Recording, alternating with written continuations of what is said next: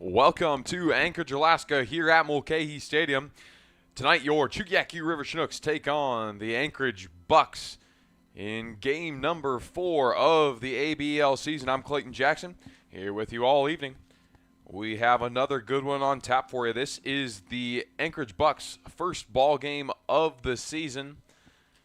They will face the Chinooks, who are already 3 games in to the official season, have played 4, including the exhibition. Last night, the Chinooks fell to the Anchorage Glacier Pilots for their first loss officially of the season. It was a 4-2 victory for the Anchorage Glacier Pilots. It was a pitcher's duel early. Drew McCartney was pitching well for the Chinooks, and then he got yanked, probably just on a pitch count, was McCartney. And then eventually the Glacier Pilots able to get enough going. They took it from the Chinooks late in the ballgame after the Chinooks had already snagged the lead from the Glacier Pilots in the 7th. We've got what has turned out to be a beautiful sunny day. A little bit of rain earlier this morning, but once again another beautiful sunny evening here in Anchorage. Wind blowing in from the outfield this time around. But it has been a gorgeous season so far of ABL baseball, and we hope to keep it up as the season goes on. We are going to take a quick break before we come on back and I give you the starting lineups for both teams.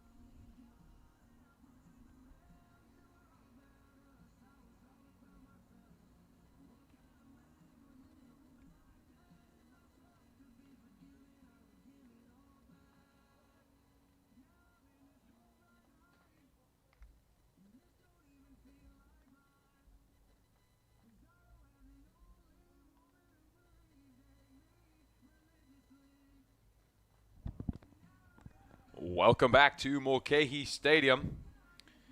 Let's meet the starting lineups for both teams this evening. First for the home team, the Anchorage Bucs. Leading off for the Bucs, it is the center fielder, number 3, A.J. Garcia. He'll be followed up by the left fielder, number 17, Camden Lamphere. Batting third for the Bucs, the shortstop, number 18, Finn Leach. Batting cleanup for Anchorage, it's the catcher, number 7, Luke Taylor. Batting fifth, the third baseman, number 20, Hayden Miller. Batting in the 6th spot, the right fielder, number 8, Ryan Dara. Batting seventh, the first baseman, number 22, Carson Humphreys. And in the 8 hole, it's the designated hitter, number 11, R.J. Carver. And rounding out the Bucs starting lineup, it's the second baseman, number 2, Andrew Sheffield. On the bump for the Bucs tonight, it's number 31, John Carlson, the pitcher from Cal Baptist University, hometown of Valencia, California. Now let's meet your Chugiak-Eagle River Chinooks starting lineup. Leading off, it's the catcher, number 5, Austin Young. He's getting his first start of the season. He just got into town yesterday. Batting second, the center fielder, number 24, Kirby Jenkins. He's batting .500 with 2 hits and 2 RBIs. Batting second, the DH, number 25, Ty Beck. He's hitting .400 with 2 base knocks. Batting cleanup for the Fish, the third baseman, number 21, Cal Whiff. He is still searching for his first official hit in an official ABL ballgame. Does have an RBI, though. Batting fifth, the left fielder, number 17, Phoenix West. He is also searching for his first ABL hit. Batting sixth, the shortstop, number 11, Nick Moyer. He's batting .750, with 3 hits and 2 RBIs. Batting in the 7th spot, the right fielder, number 3, Kai Butler. He's still searching for it, number 1. Batting 8th, the first baseman, number 4, Carter Reed. He as well. And rounding out your Chinooks starting lineup, it is the second baseman, number 7, Tate Green. He's slashing .250 with 1 base knock. On the mound for your Chugiak-Eagle River Chinooks, it's number 31, Oliver Adams, the pitcher from North Greenville University, hometown of Indian Trail, North Carolina. Oliver Adams has not pitched an official ABL contest yet. He did get the ball in the exhibition game against the Miners and looked real sharp, so hopefully a good outing from Adams today.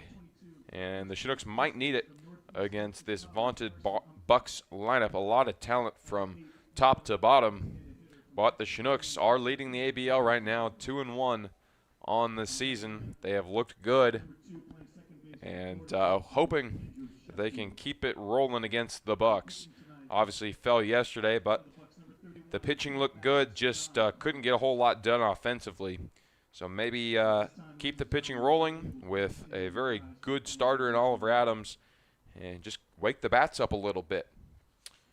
Either way, we are in for a fun one this evening as we are about set for the national anthem and pregame festivities. We'll take a break and return with more Chinooks baseball.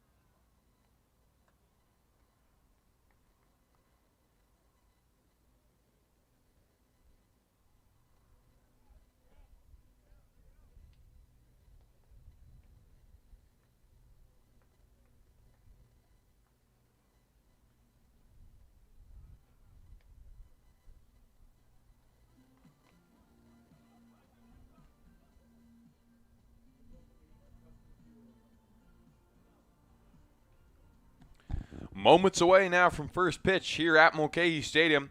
We are in Anchorage for a third night in a row. 2 ball games against the Anchorage Glacier Pilots on Sunday and Monday. And now tonight, the Anchorage Bucs. Tomorrow we will head off to Palmer up north against the Matsu Miners at Herman Brothers Field. That will be another non-league contest. Please join us either in person or on the stream for that one as well. On the mound for the Bucs tonight, it is John Carlson, the CBU Lancer, hometown of Valencia, California. The Chinooks took that game against the Glacier Pilots on Sunday, 18-3. It was a straight shellacking of the Pilots, but then they reined it back in yesterday, took down the Chinooks 4-2. We will see what Chinooks team we get today. Both ball games, it has been very solid pitching, though. Can't deny that. But if anyone was to turn that around, the Bucs lineup could definitely do some damage against this Chinook pitching staff. They have been very good to start seasons in years past. Last year, they seemed unbeatable throughout the month of June. But who knows, this Chinook team, they're looking special this year. So we'll see if they can make this a ball game against the Anchorage Bucs, who field a whole lot of D1 talent. Looking up and down their lineup, they feature guys from the likes of Long Beach State, a whole lot of Arizona State University. You got guys swinging the bat from from Florida Gulf Coast, Coastal Carolina, just all over. As here we go. We are underway now. First pitch to the catcher, Austin Young. On the ground, scooped up, and over in time for out number 1. Miller had no problem, as Austin Young, the former Chinook turned current Chinook, grounds out. Austin Young played with the Chinooks a number of years ago and is now back.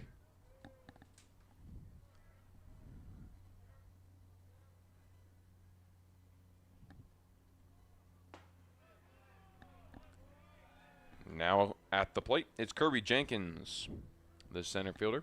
He's slashing at .500.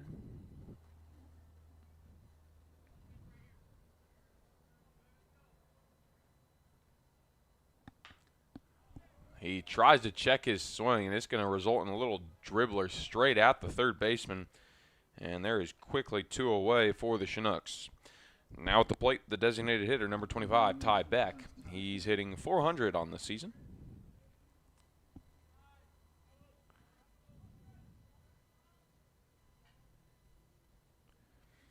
Austin Young, the catcher who led things off. Again, like I said, he was a former Chinook back in the day, and now plays his college ball at Fresno State University. So he's moved his way up to the D1 ranks. If I remember correctly, he used to play for the Masters, which is where Ty Beck, who is at the plate, plays.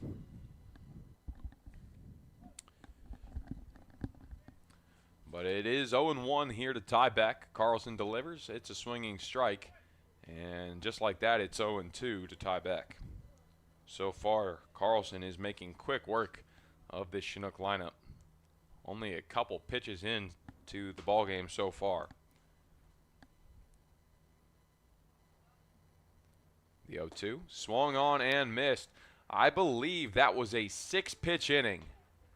And the Chinooks are gone in short order. 1, 2, 3. No runs, no hits, no errors, nobody left on base. On to the home half of the first we go. We are scoreless here in Anchorage.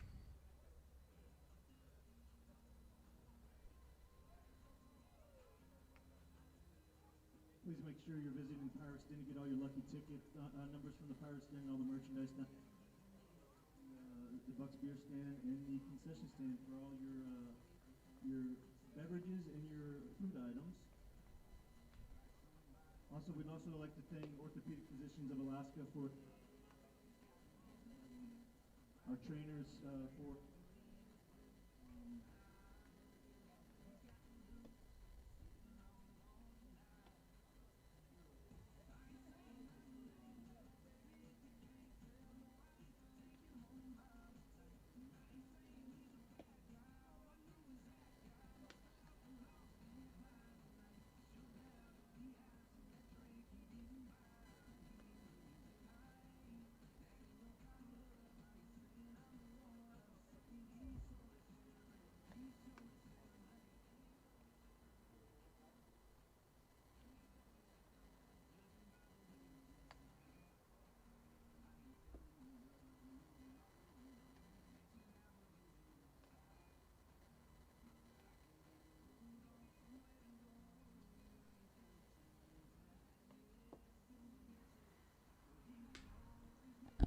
Welcome back to Mulcahy Stadium.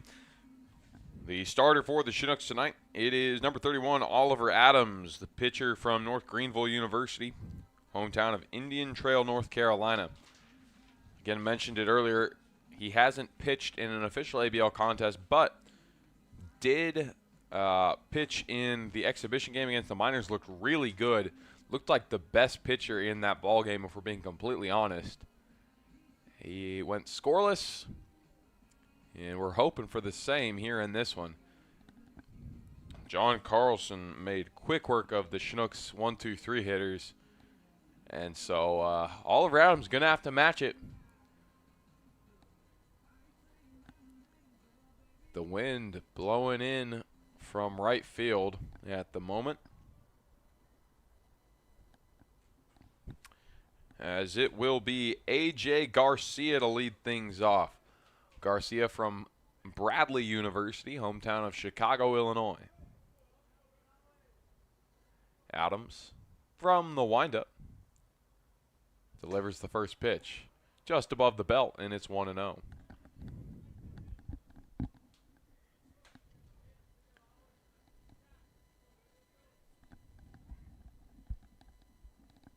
One ball, no strike. On the ground, over to second, no trouble for Green, and over in time for out number 1. So Garcia goes down. Now it is Camden Lamphere, the left fielder. Lamphere from Central Arizona University.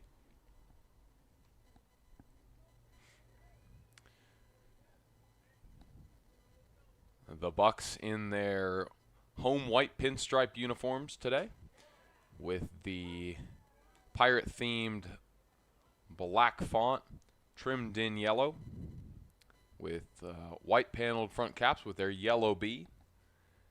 As for the Chinooks, it is the AIA retro jerseys, as that one will land up here right at on the catwalk here in the press box.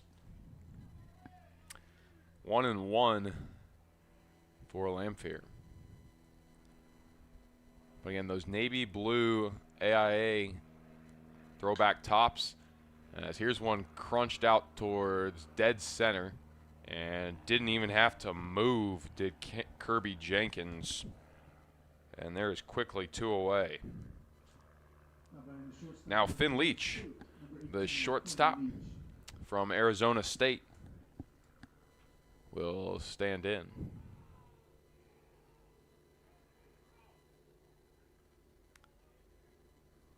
Let's take a look at the outfielders, or excuse me, just the fielders for the Chinooks in the outfield from left to right, as that one swung on and missed.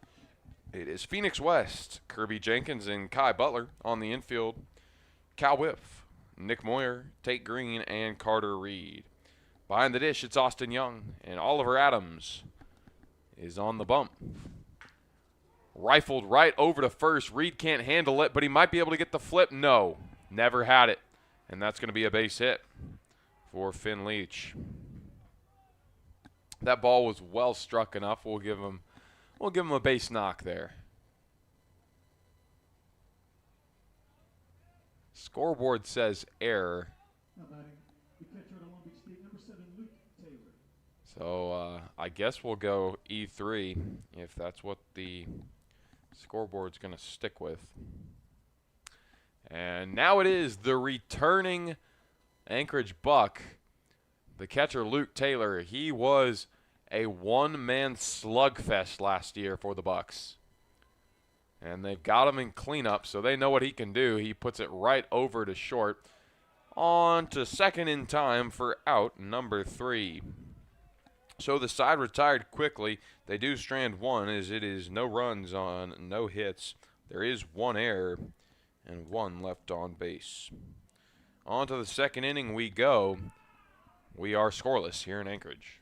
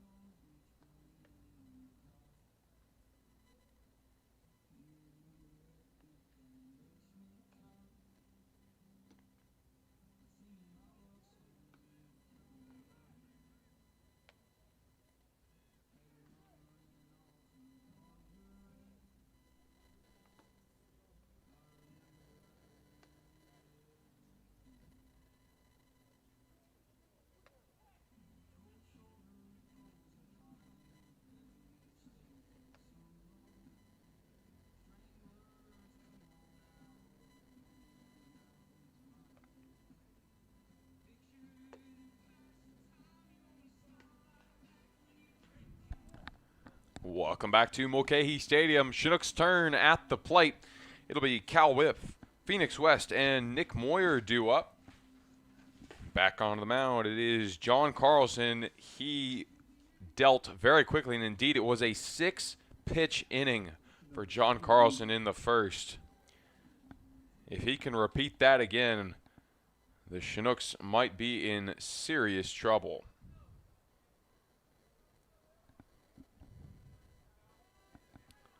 Cal Whip steps to the plate. The third baseman from Pepperdine University. Searching for his first official ABL hit. Had a double in the exhibition game. But to his credit, it's not that he doesn't get on base. He's not really getting out too often. He's got a .667 on base percentage. He just draws walks. The 0-1 is down and away and not handled by the catcher, Luke Taylor. So even here for Cal Whip.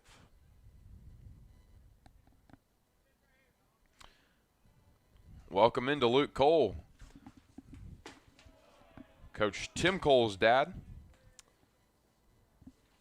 Stopping in from Kansas. We appreciate you saying hi, and hope to see you up here in Alaska by the end of the month. That one's fouled off into the turf, and we do it again at 2-2.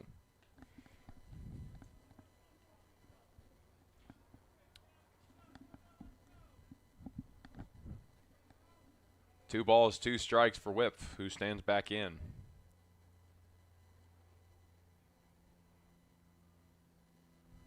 Nearly have matched his first inning totals of pitches. And he waves on them, and that's going to send Whiff back to the dugout. Phoenix West will step to the plate.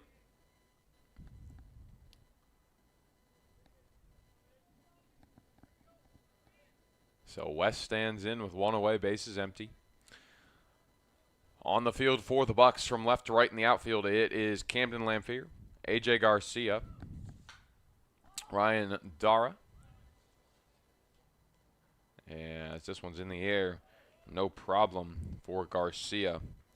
And there is 2 away. Nick Moyer at the plate now. On the infield for the Bucs left to right, Hayden Miller, Finn Leach,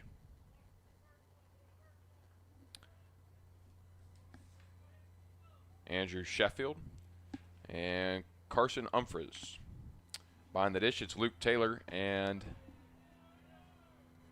it is, of course, John Carlson on the mound. Nick Moyer, the shortstop, he's slashing .750.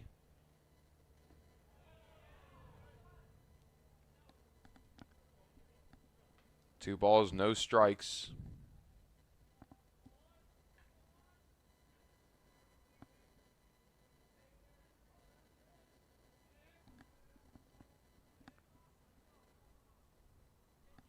Coming set now is Carlson. Here's the 2-0 delivery. Hammered down the line, chasing it, and it is off the wall. Should be 2. Phoenix West in there with a double. Or excuse me, that is Nick Moyer. Nick Moyer seeing the ball well. He's going to add to his .750 average. Now Kai Butler with the runner in scoring position. First hit of the ball game for the Nooks.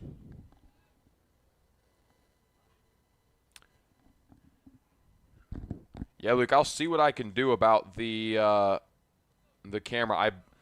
I'm pretty sure it's going to just be glare on the window here from the sun, but I will see what I can do at the half inning.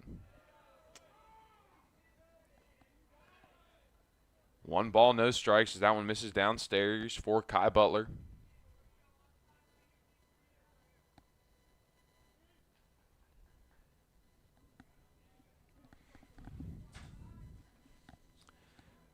So 1-0 with 2 away. Misses downstairs. It is 2 balls, no strikes.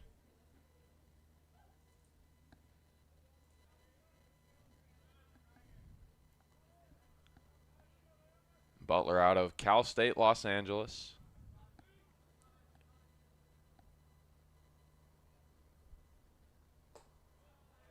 Takes a strike right below the belt, and it is 2-1 now.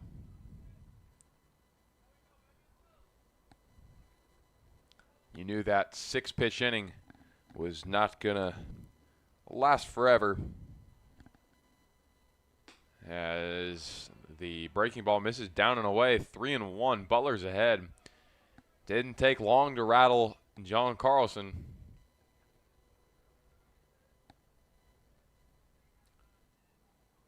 Still get out of it right here, though. There are 2 away with the runner on second. Carlson checks back on second. Does a double take and kicks and throws right over to short, scooped up on to first in time for out number 3. That is going to do it for the top of the second inning, but the Chinooks do get a base hit. On the no runs, there was no errors and 1 left on base. On to the home half of the second we go, still scoreless here in Anchorage.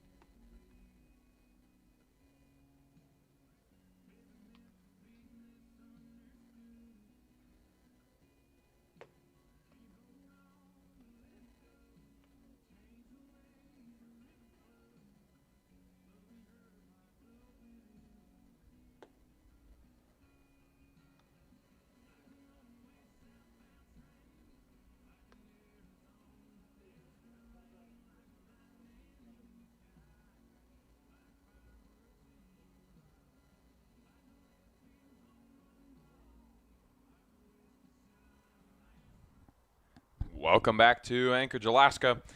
Leading off for the Bucs here in the bottom of the second, it'll be Hayden Miller, the third baseman.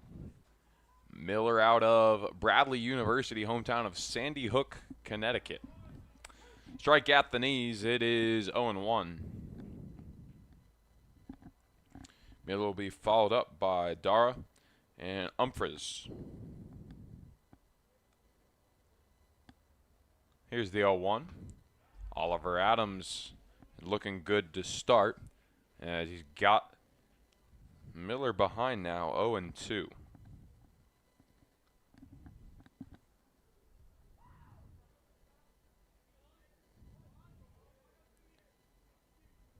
So where does Adams go here, 0-2?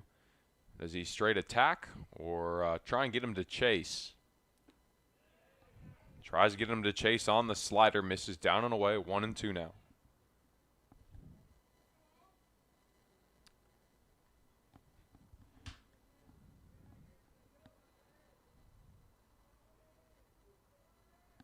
So 1 ball, 2 strikes. Going to get him at the knees. Fastball. And that will send him back to the dugout on a 3rd strike. Now Ryan Dara. Ryan Dara, the right fielder.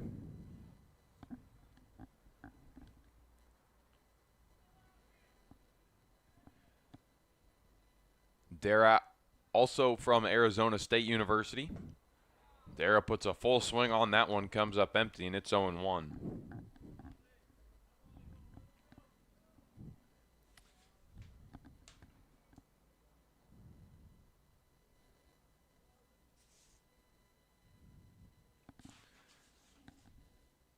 Fastball waves on it again. It is 0-2 just like that on Dara. There are 3 Arizona State Sun Devils on this Anchorage Bucs team. Dara, Leach, and Ryan Caruso, a right-handed pitcher. As Dara goes down on another strike. So back-to-back strikeouts for Oliver Adams. As now it is the first baseman, Carson Humphreys.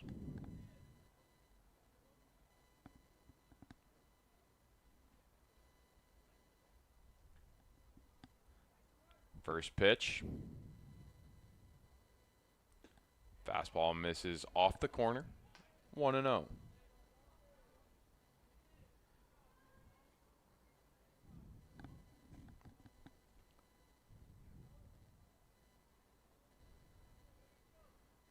Adams kicks and throws. Gets a swing and a miss right there. It is 1-1 now. Oliver Adams, the North Greenville Crusader. North Greenville has a very strong baseball program over there in Tigerville, South Carolina. As that one barehanded and no throw from Cal Whiff.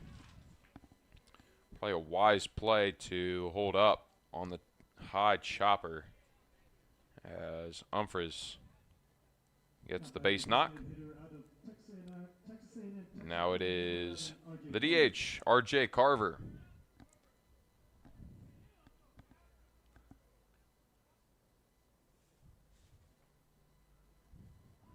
Carver from Texas A&M Texarkana.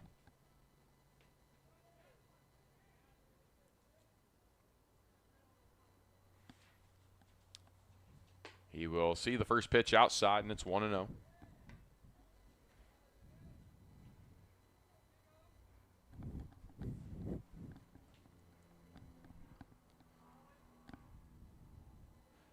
Wind blowing in.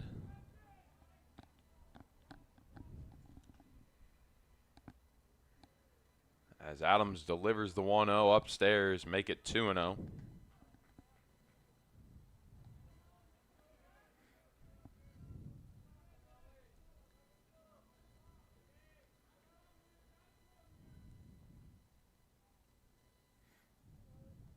Two balls, no strikes from the stretch. Good pitch at the knees, and it is 2-1.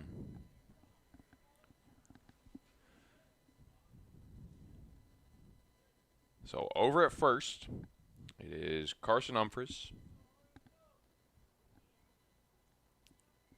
As it is 2-1.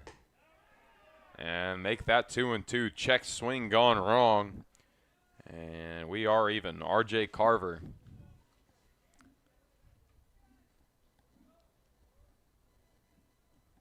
Oliver Adams looking to make him the strikeout victim number 3 of the inning. Here is the 2-2. And that one's going to get him. Ran a little too far inside. And so now it's first and second for the Bucs. They've got a runner in scoring position now. That is Humphreys. Now the number 9 batter, the second baseman, Andrew Sheffield.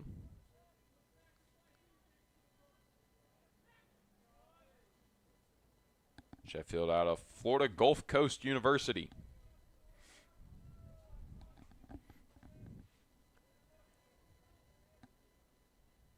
Fastball down the line, foul.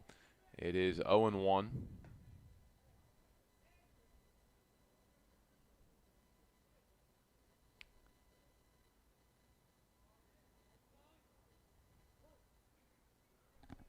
First and second for the Bucs. Adams kicks and throws. There's a foul ball on the heater. And it is now 0-2. Adams ahead. I think you just got to attack right here.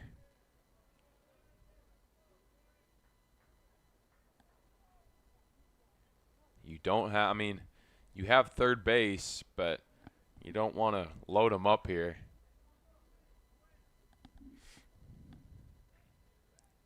He's been getting a decent amount of swing and miss stuff so far. As this one's on a line towards right field, and it is foul. Just got saved. That would have been serious trouble for the Chinooks if that got down. And so that's the argument for not attacking right at him, because that ball was piped.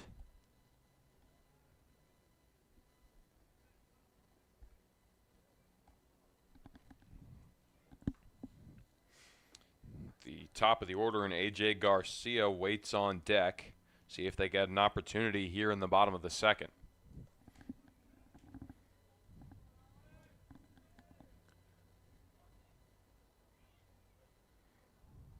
Decent lead over there at first. Actually, quite a large lead at first, but no one's on the bag. And that one's shot right over at first. Carter Reed makes the snag. Makes up for his error in the first. And that will retire the side. There is no runs on one hit. No errors. Two left on base. On to the top of the third we go. Scoreless here in Anchorage. Stop speeding before it stops you. Brought to you by the Alaska Department of Transportation.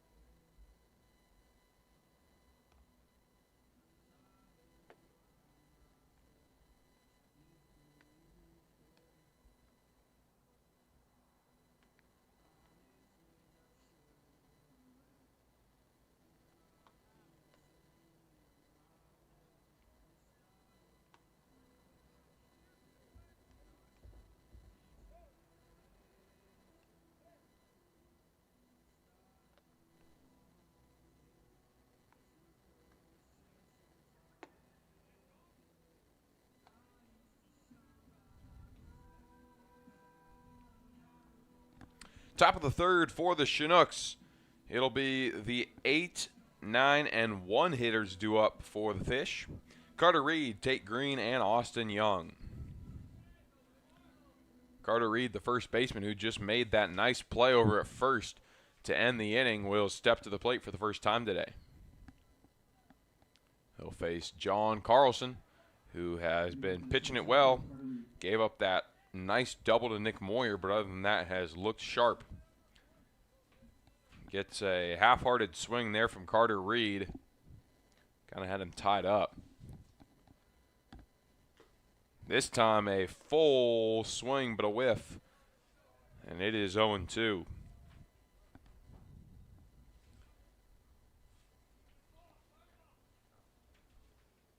Carlson from the stretch. Kicks and throws. And that one nearly got him. If he had just hung in there, that was getting his shoulder on the sweeper. And it is 1-2.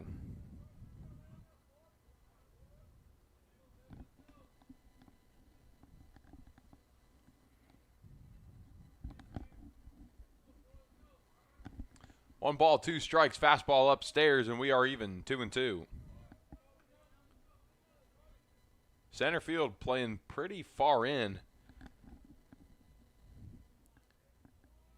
Right and left playing straight up.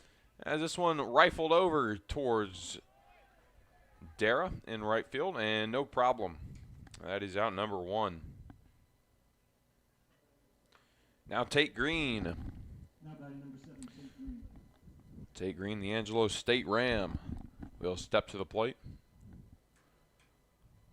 When he was with us last time around, he was a Central Arkansas Bear, but hit the transfer portal, made the move down to Division II to a very good program in Angelo State, a perennial D2 powerhouse. in most sports, in fact. As he'll take the first pitch in there for a strike. That one just misses outside. We are even 1-1.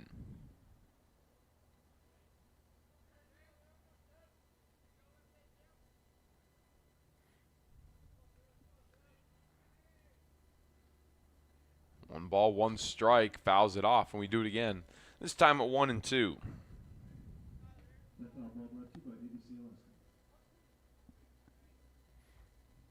One ball, two strikes. Austin Young, the catcher, waits on deck.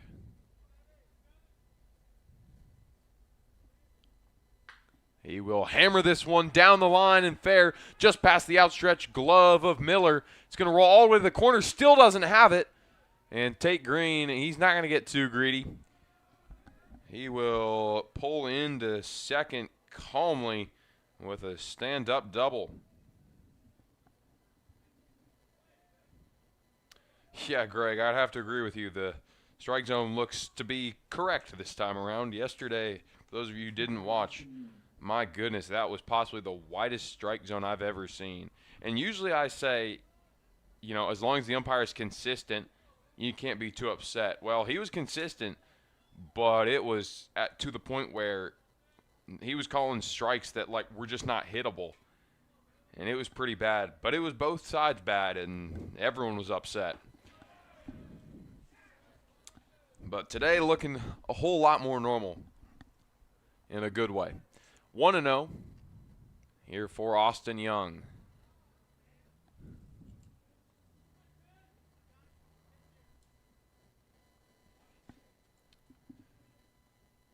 Fastball misses down and away, and it's going to roll all the way to the wall.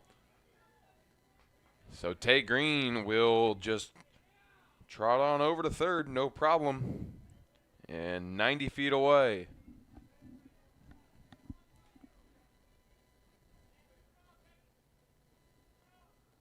Two balls, no strikes, only one away. And the Chinooks have a chance to take an early lead here on the Buccos.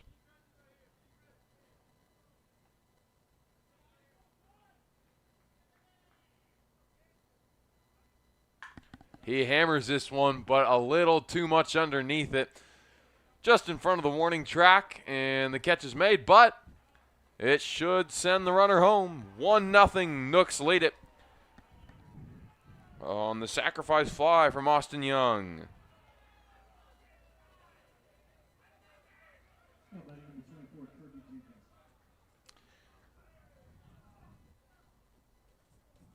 Kirby Jenkins will step to plate with two away, and the base is empty. Tate Green home to score. Chinooks lead it 1-0.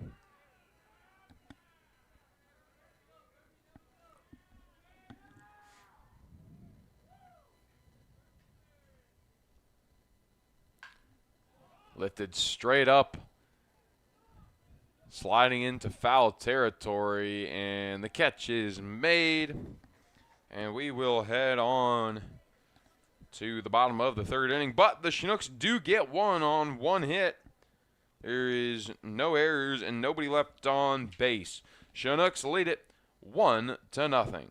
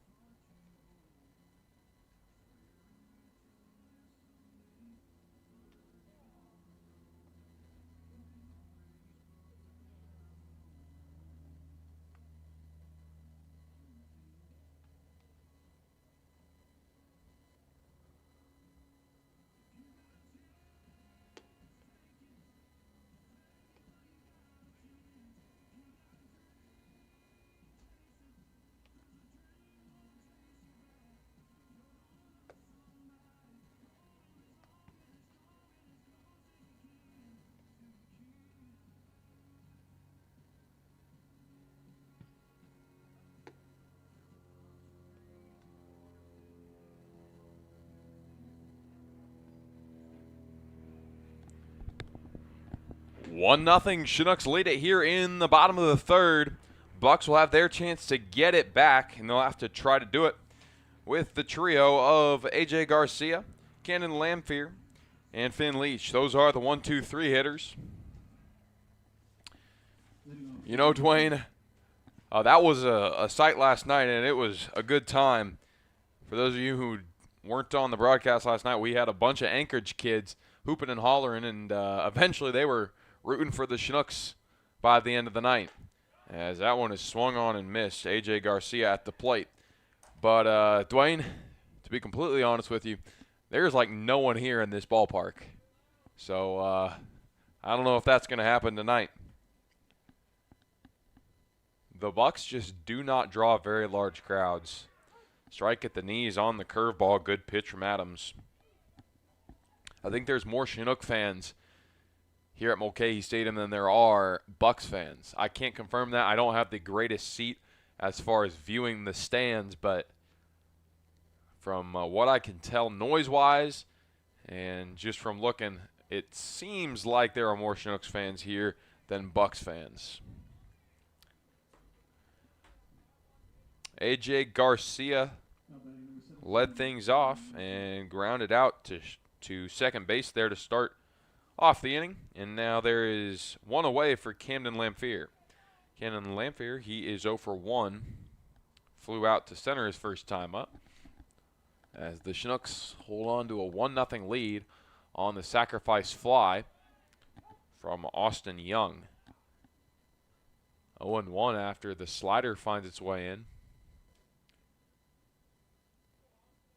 Oliver Adams, for those who don't know, is the brother of former Chinook pitcher Braden Adams. Braden Adams played for the Chinooks 2 years ago, 2024.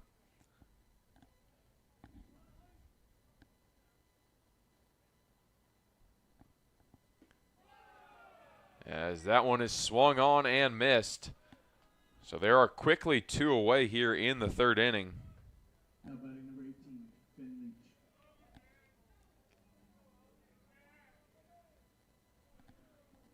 At the plate now for the Bucs, it is Finn Leach. He reached on an error in the first inning.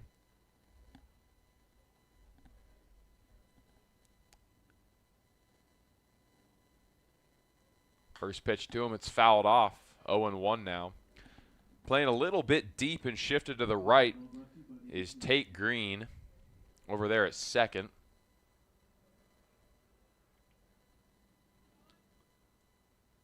Playing that way for the lefty pull hitter, and he pulls it deep to left field. But it is caught down the line. It was right near the foul line, and Kai Butler ranges all the way over and puts it away. Oh, no, it was not caught. It got down. That was my bad. Couldn't see that in the sun. So Finn Leach in with a single. Must have got over his head.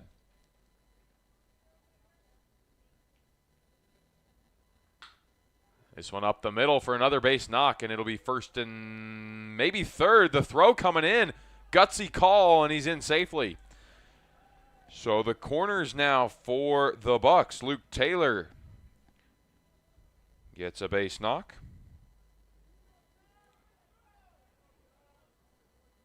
So from 2 away, bases empty, to runners on the corners, it is Hayden Miller, the third baseman. Miller, 0 for 1. He struck out looking his first time up.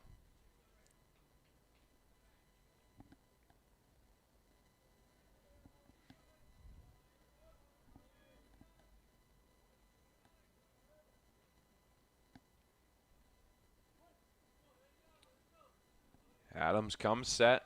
He's given up 2 base knocks in a row. But if he can finish the job, it's all for nothing. That foul ball brought to you by Alaska Restaurant Supply.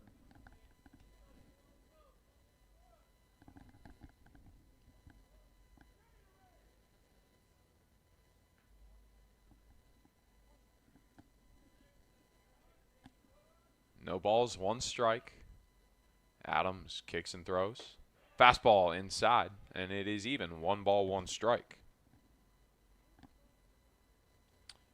Ryan Darrow waits on deck. Miller and Darrow, the duo who struck out back-to-back in the second inning.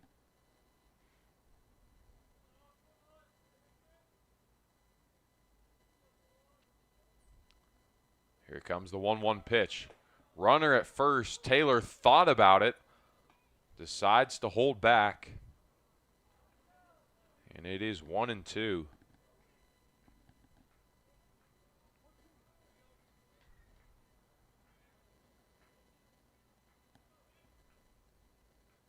It is just a spectacular night here in Anchorage after what was a cloudy and rainy morning. Now the runner goes on the slow windup. There's a nice snag over there at third, and the throw is offline. That'll score 1, make it 2. And it's going to be a throwing error over at third from Cal Whiff. After a nice diving grab, he could not set his feet and make the throw. So 2-1. After the E5, Leach and Taylor both home to score.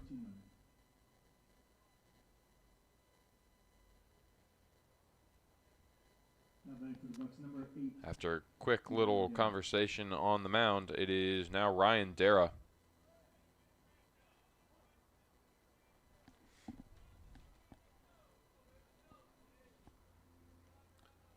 Over there is second is Miller.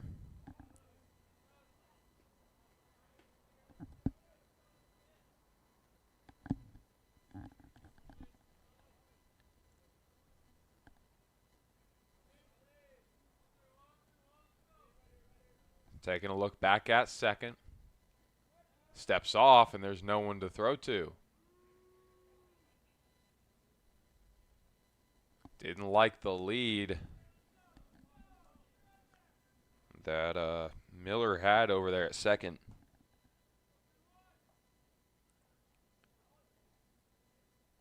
The 1-0 on the ground. Whip snags it again. Can he make the throw this time?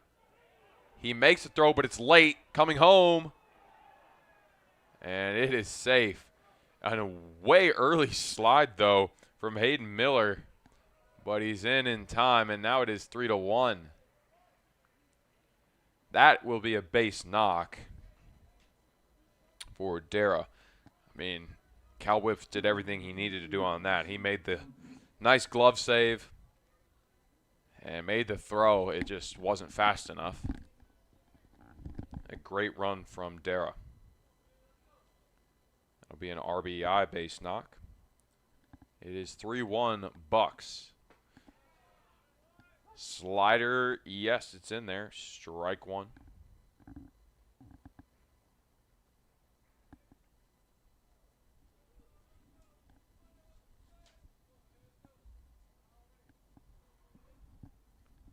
No balls, 1 strike. Down and away. And it is 1-1 now. Darrow over at first.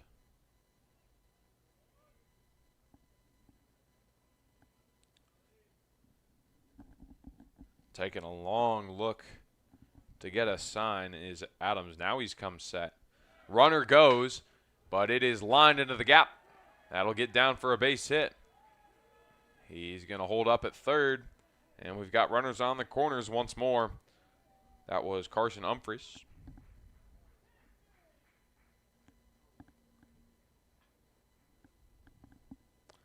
RJ Carver now.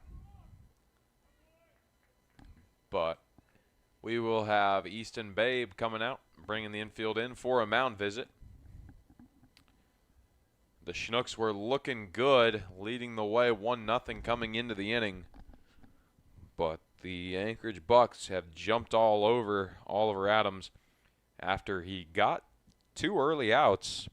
This has been a nice 2-out rally for Anchorage.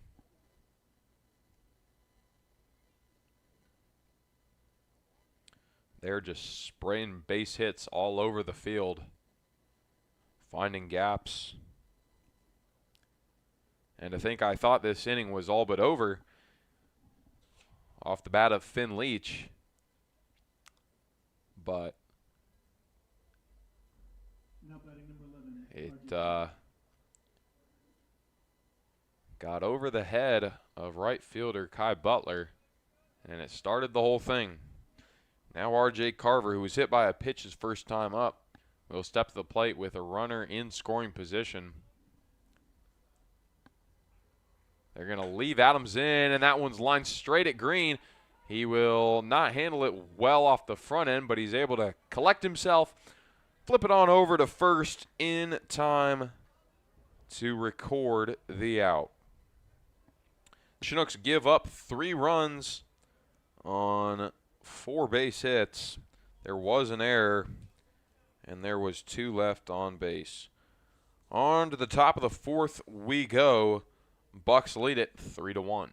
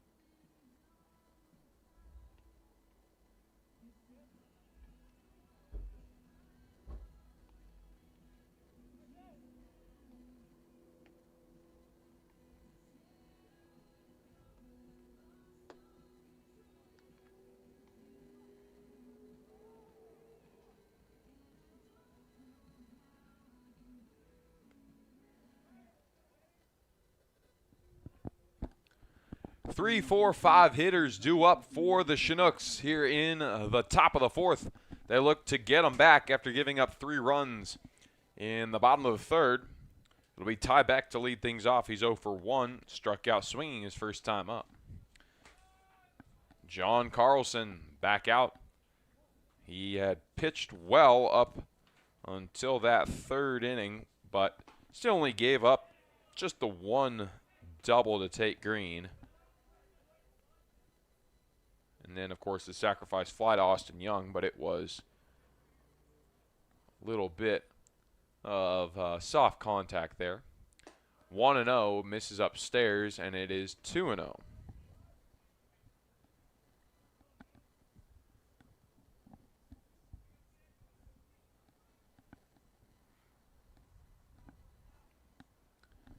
Two balls, no strikes. Carlson delivers. Popped out foul, and it is 2-1 now. Left-out ball brought to you by Associated Builders and Contractors of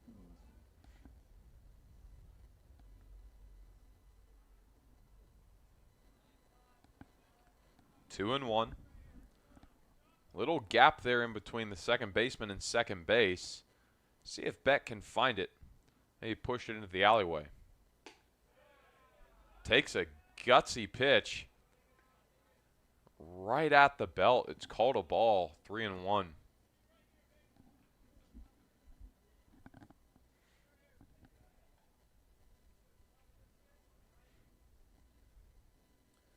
Now the 3-1 misses outside, so a leadoff walk for the Chinooks, and it's Cal Whiff at the plate. He's 0 for 1 in the ball game.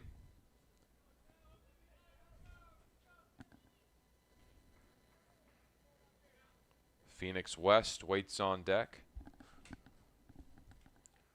Chinooks need a big rally here.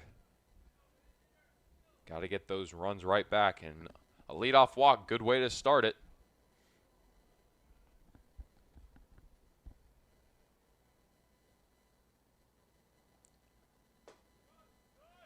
Whiff takes one right down Main Street. Does not pull the trigger, and it is 0-1.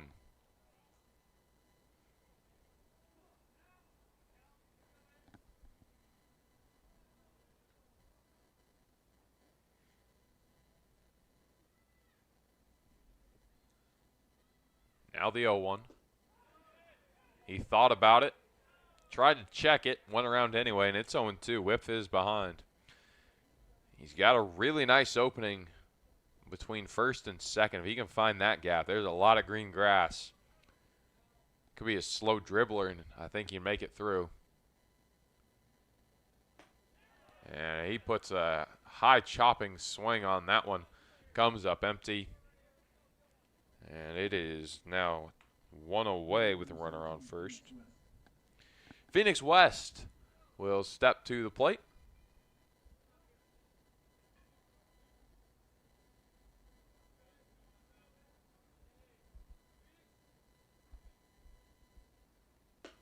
Misses upstairs. Taylor's going to look. Ty Beck back to first. He was threatening to steal.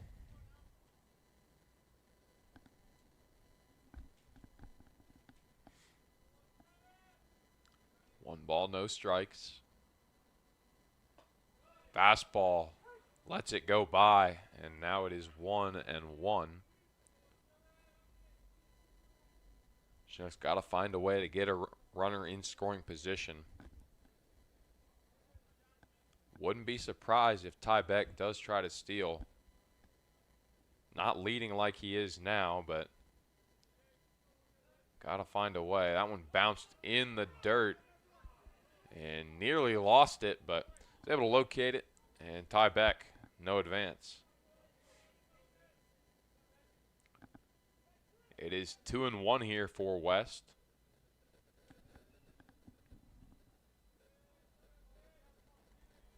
Phoenix West out of Harding University. The Bison. Got it on the inside half. Good pitch. And it is even 2-2.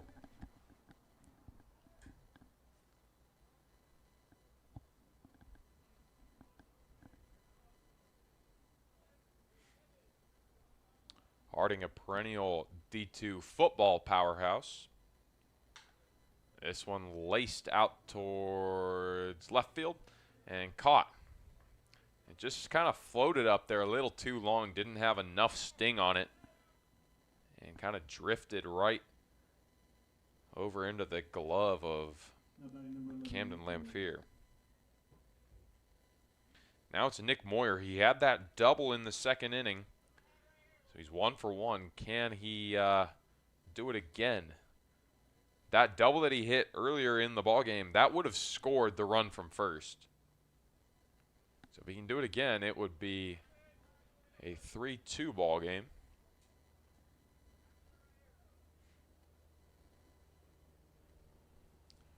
One ball, no strikes after that first pitch. Misses downstairs.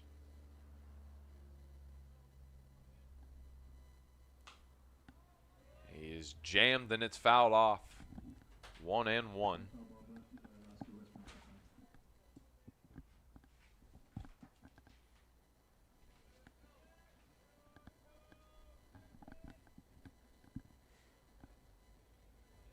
Carlson kicks and throws. Slider misses upstairs. And it is 2-1 now.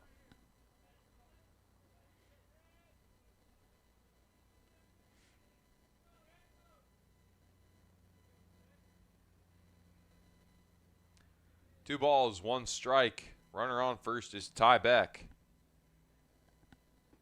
Misses downstairs, and it is 3-1. Phoenix, or excuse me, Nick Moyer ahead in the count.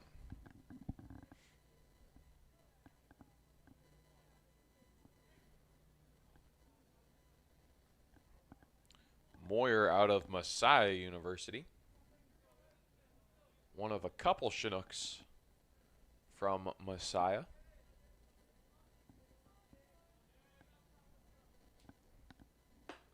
Takes one upstairs, and that's ball 4.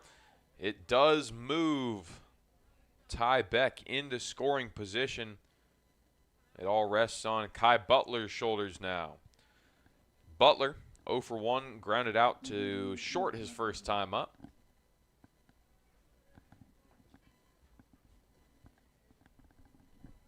Kai Butler still searching for his first hit. This will be a big time to get it.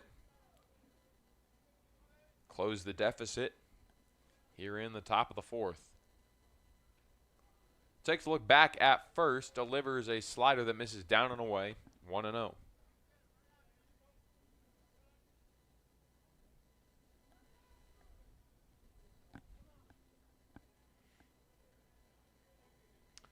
Luke Taylor going to go out and have a chat with his pitcher on the bump.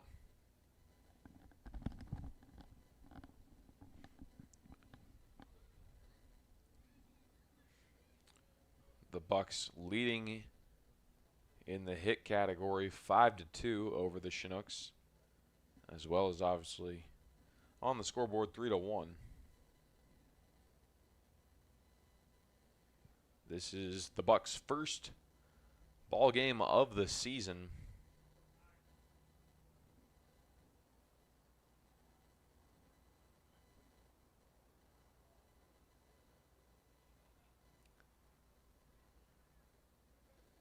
If they can pull this one out, they would be 1-0 unblemished in the ABL standings. Pilots sit at 1-1. The Nooks at 2-1, but that one's through for a base hit, but not deep enough into the outfield. Well played by Camden Lampier.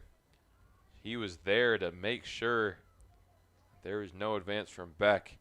But the bases are full of fish. Kai Butler with his first base knock of the season moves Moyer and Beck both into scoring position. And now it is Carter Reed at the plate. Reed also looking for hit number 1. Fastball, got it on the corner. It's 0-1.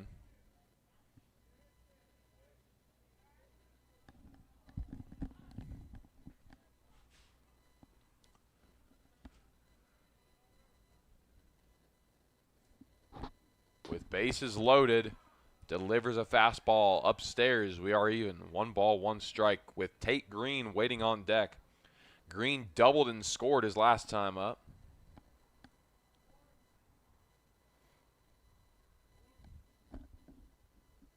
Here it comes from Carlson. Little slider that finds its way into the zone. Just stayed in there. Thought it might move out, but good pitch from Carlson, and it is 1-2. He's ahead.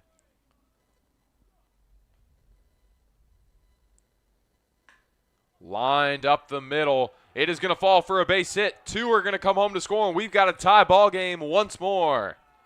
3-3 on the 2 RBI single from Carter Reed. What a first hit for Reed. Butler and Carter Reed could not have found better times to get the bats going.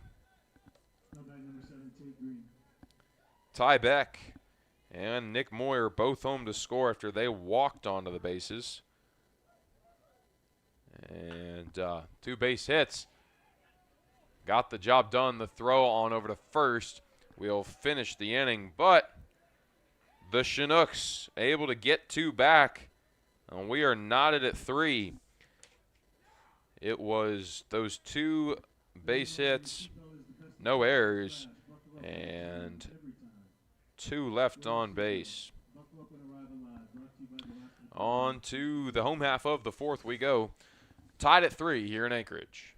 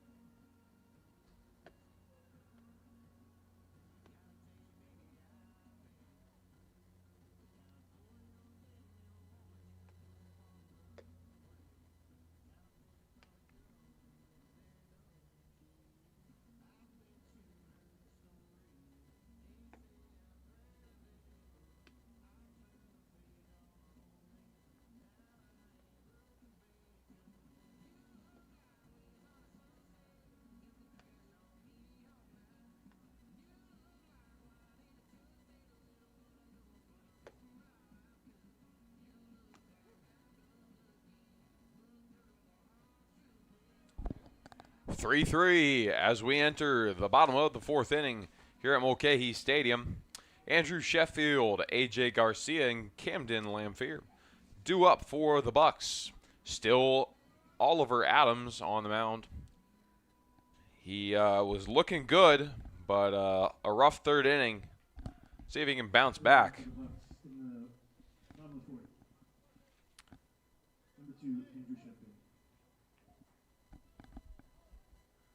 Here's the first pitch to Andrew Sheffield. Fouled off, and it is 0-1.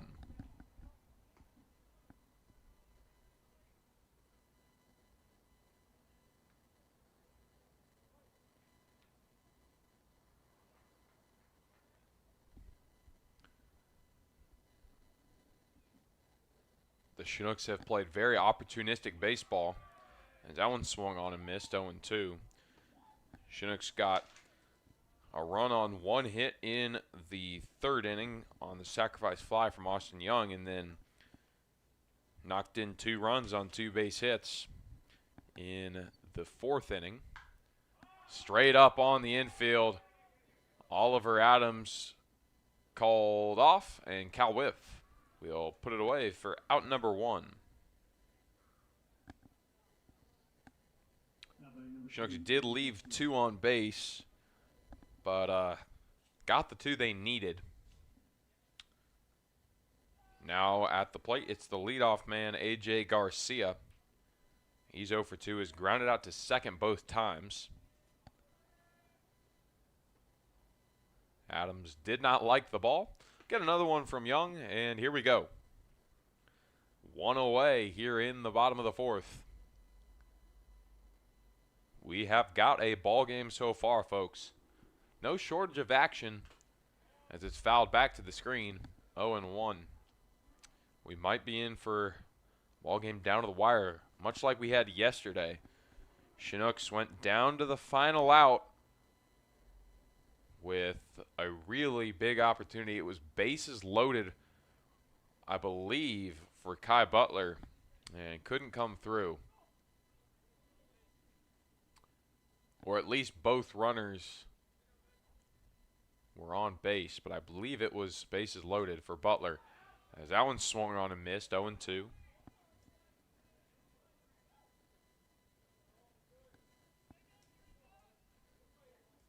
But unfortunately for the Chinooks, Butler grounded out to first, and that was your ball game.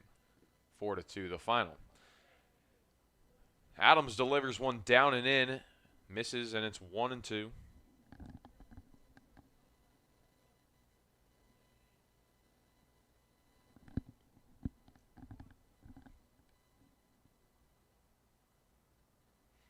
From the windup, here comes the 1-2 pitch.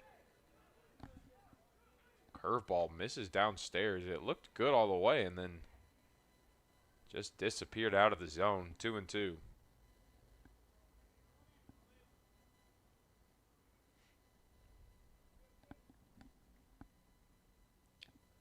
Takes a good long moment. Now comes set. Rifled over to first, but foul. So we'll do it again at 2-2.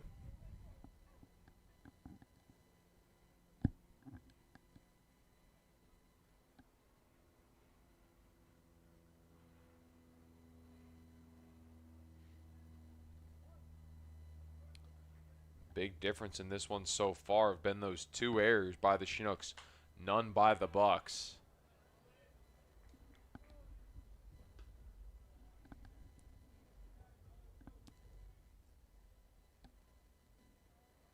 Staying alive in the at-bat is Garcia. He's fouled a couple off now. Chops it down the line, but foul. He does not want to go down here, as Adams going to have to go deep in his well to find the punch-out pitch.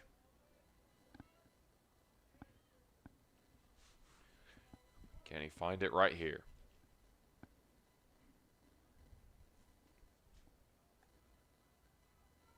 The 2-2. It is jacked to deep right field, back at the wall, and you can kiss it goodbye. A solo shot, and that will give the Bucs the lead 4-3. And that A.J. Garcia home run is brought to you by Little Caesars of Alaska. That is the first home run of the ABL season for any team. A.J. Garcia goes yard off of Oliver Adams over the right field wall, and the Bucs take the lead right back.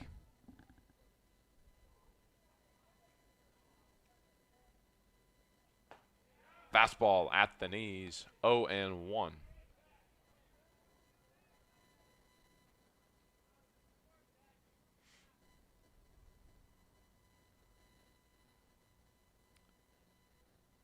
Swing and a miss. He was way out in front of that.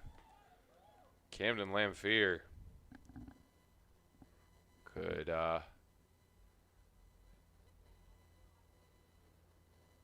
try to stay back on that one a little bit longer, as it's 0-2, and make that 0-3. He will go back to the dugout on 3 straight pitches. So Oliver Adams bounces back real quickly there, as it is 2 away, bases empty for Finn Leach. Leach has reached twice, once on a single, once on an error. So 1 for 2 in the ballgame.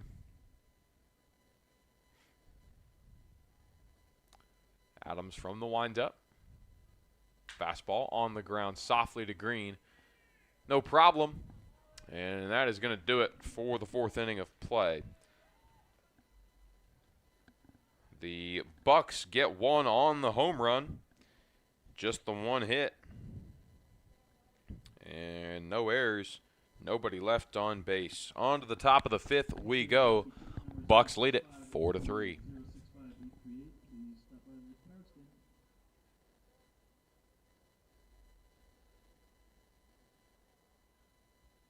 At this time, we would like to recognize any former, current military or first aid responders. Please stand. Ladies and gentlemen, please give these folks a round of applause, please. Thank you for your service.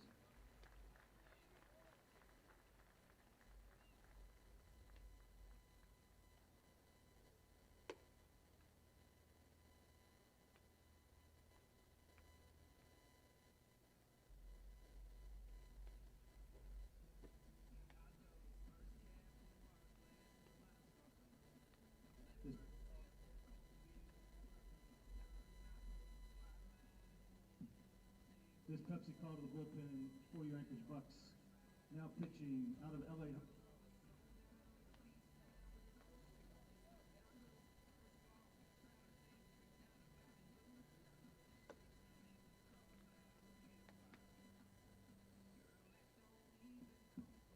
Now pitching them.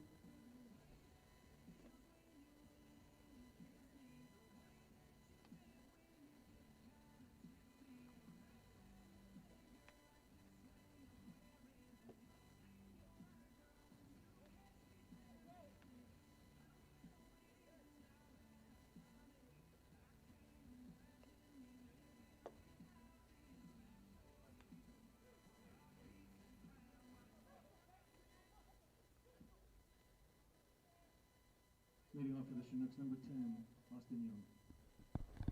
New pitcher in the ball game for the Anchorage Bucs. It's number 21, Sammy Funk, out of L.A. Harbor College, hometown of Wilmington, California. He'll have to start things off against Austin Young, the catcher.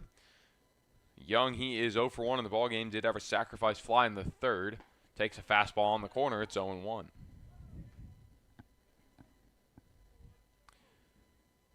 The Bucs took a 4-3 lead on the solo shot from A.J. Garcia in the bottom of the 4th. Top of the 5th now, and Austin Young behind in the count, 0-2.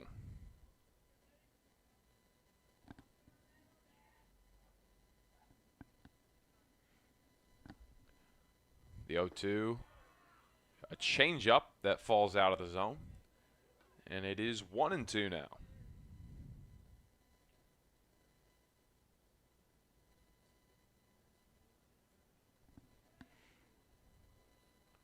High leg kick and a pitch that misses high and away. We are even. He's worked it from 0-2 to 2-2. Funk kicks and throws.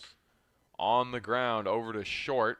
Fielded cleanly, and the throw in time for out number 1.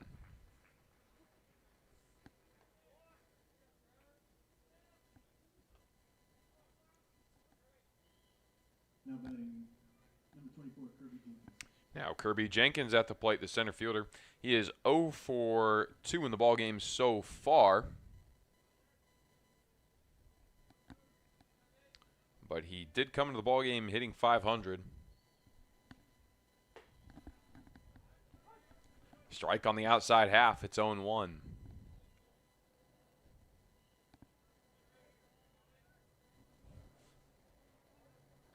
Calls the time.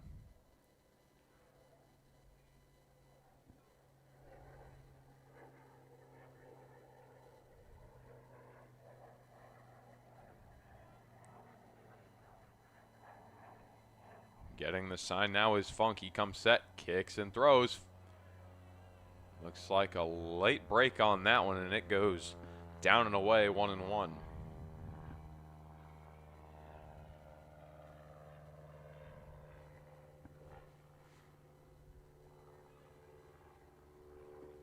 Fastball misses downstairs, 2-1. 2 balls, 1 strike here for Kirby Jenkins. He is a big bat if he can get it going. Out of Arkansas Tech, down to a knee on a foul tip. We move even, 2-2. He went down to a knee and then fell over on the knee. At least it was not the pitch to strike out. That was never look good if that's how you go down.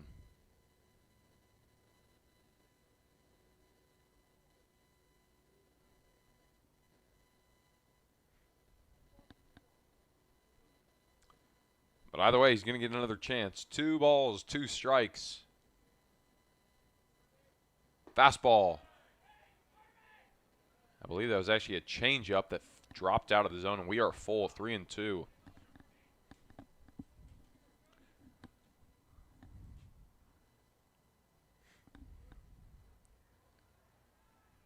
With 2 away. I believe that's only 1 away. It says 2 on the scoreboard, but it should only be 1. As he loses him. Ball 4. Pinch hitting for the Chinooks, number 6, Reese Vassar. Pinch hitter in the ballgame for the Nooks is Reese Vassar, who has been absolutely phenomenal so far. Let's take a look at his stats. The batter out of Arizona Christian, batting .500 with 4 hits and 6 RBIs. He's been the RBI king of the Chinooks so far in this one. Misses on the outside, and it is 1-0.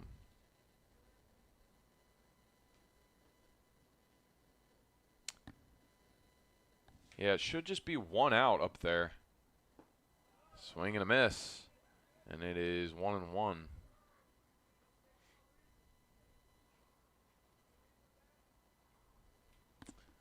I don't know why the scoreboard says 2. But either way, it is Jenkins on first. And an opportunity for Reese Vassar to move him around into scoring position. 1 ball, 2 strikes after that one's fouled off.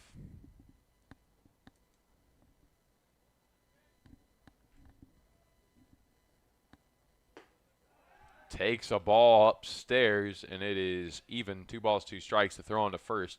Not in time. Had to get back on a dive, but in safely.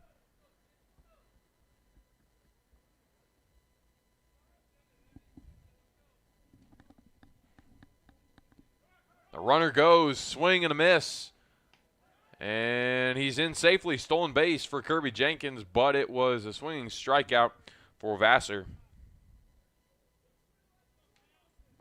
And now Cal Whip at the plate. Now batting, So runner in scoring position for Whip. A base knock will tie this ball game back up, more than likely. Anything into the outfield, that is.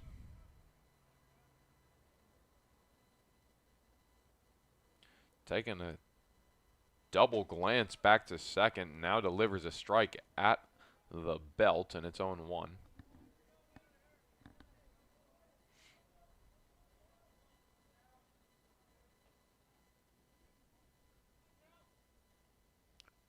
Funk.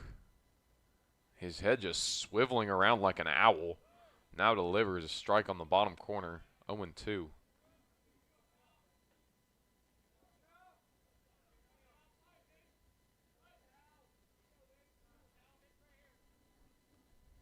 No balls, 2 strikes. Lifts one straight up on the infield, underneath it, and that is going to do it. Out number 3, Luke Taylor squeezes it. So it is no runs on no hits, no errors, 1 left on base. On to the home half of the 5th we go. Bucs lead it 4-3.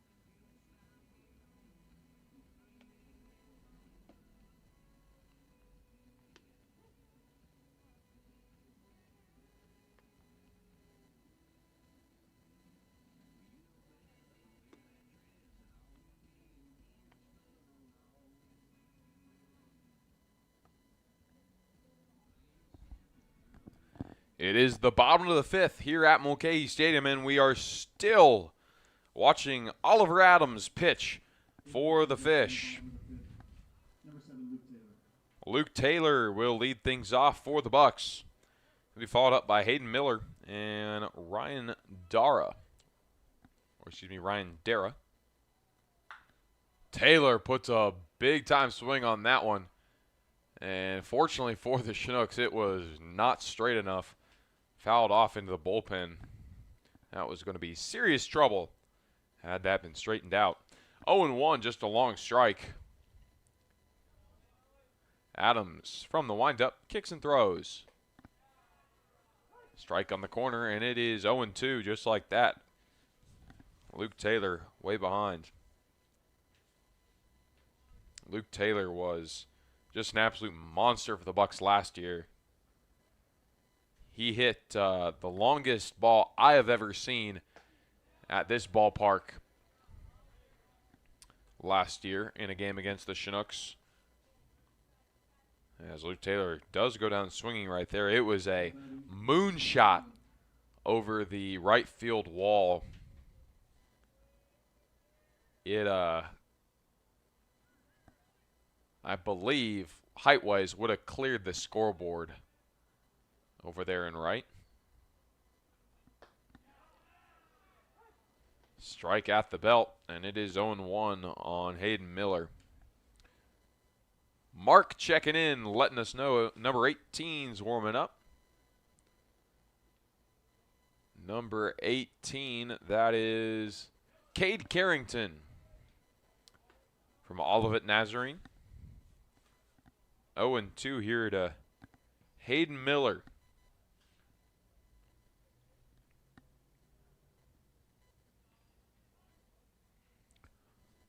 The 0-2 wind up, and it's fouled back. We do it again.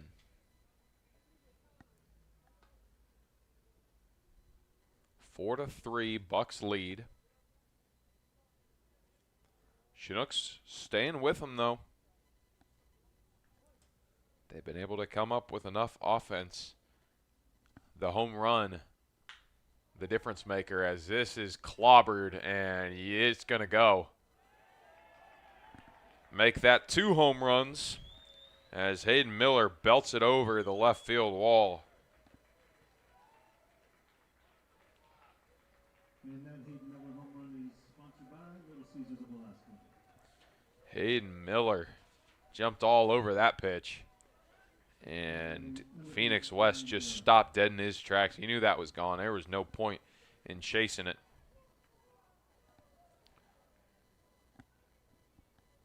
So 5-3 Bucs now as Ryan Dara steps to the plate. Chopper on over to whiff. The throw. It's high but caught. And he's gone.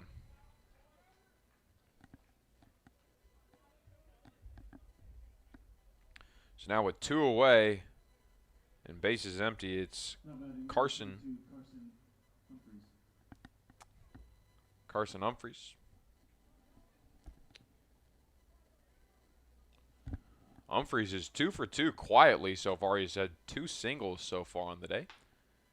Can't make it 3 as that one stopped by Adams and flipped on over to first in time. So once again, the Bucs get 1 on the home run. And that was it. No errors and nobody left on base. On to the 6th inning we go. Bucs lead it 5-3.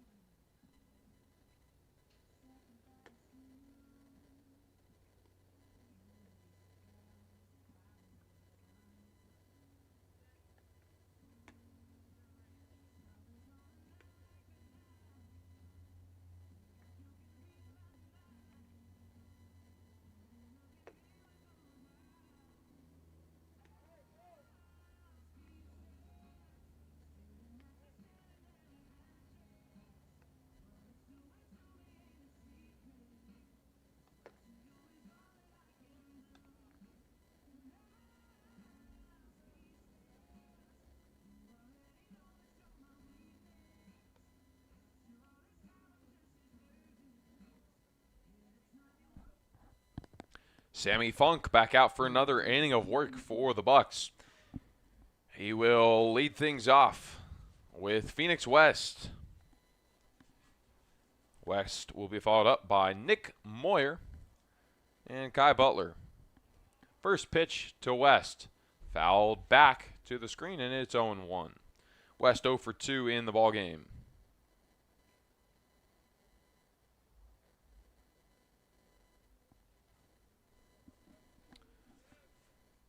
No balls, 1 strike.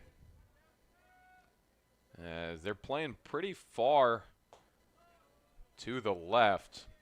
They're playing off third base there. So space down the line if West can push it opposite field. 0-2. Misses outside, and it is now 1-2.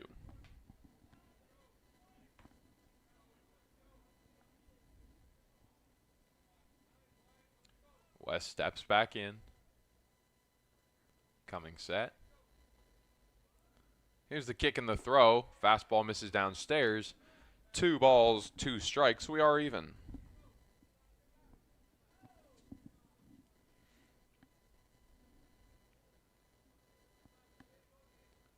Again, playing pretty far in center there. It is A.J. Garcia. As the 2-2 is rifled through the gap. That's a base knock for Phoenix West. His first of the season. Comes at a good time as the Chinooks are trying to rally back into this one. They trail 5-3 after 2 solo shots in the bottom of the 4th and the bottom of the 5th. Nick Moyer stands in. He is having one heck of a season so far. Came in batting .750, has walked and doubled in this ball game so far. Came across to score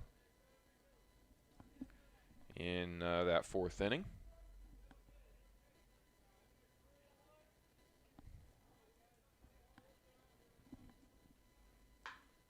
Moyer fouls it off down the line. So 1-2. We'll see if Cade Carrington gets the ball when we return in the bottom of the sixth. I would imagine that's the end of Oliver Adams' day.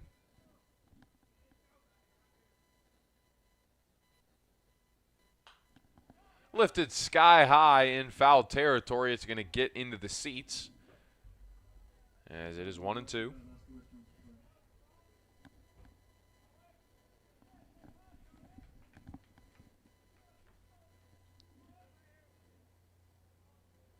West waiting on first.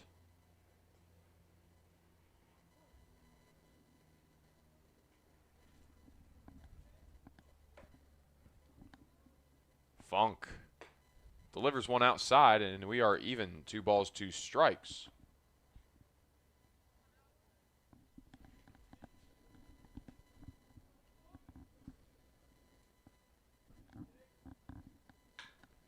Lifted into the air, a lot underneath it in foul territory. It'll get down. Count will remain frozen at 2-2.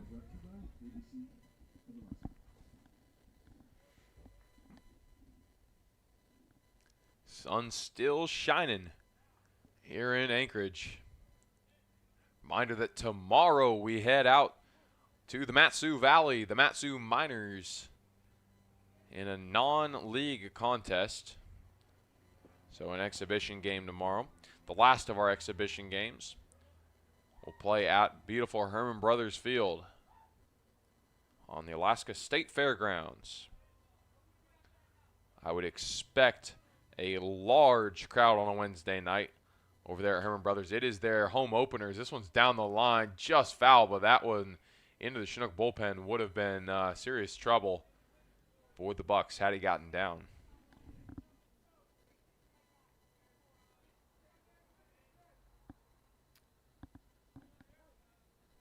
But that one should be fun tomorrow night. If you can't show up in the Valley, please join us here on the stream tomorrow. Luke Taylor does it again, puts the squeeze on it for out number 1. Now Kai Butler at the plate. He is 1 for 2. As Mark's reporting that number 54 is warming for the Bucs. That is not on my roster, so we'll have to see if we can get a name when he comes in. Maybe he's been added. No, I'm not seeing a 54. So we'll see if we get a name when he pops in.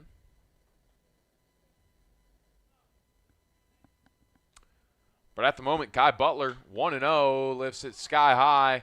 Shallow left field. Shortstop over to take care of it, and there's 2 away. Now Carter Reed, who had the 2 RBI single in the 4th, will step to the plate. Have not been able to get Phoenix West into scoring position after the leadoff base knock.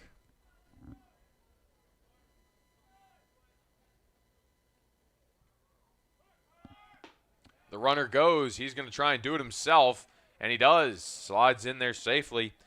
That is a Chinook stolen base right there. West in to second safely.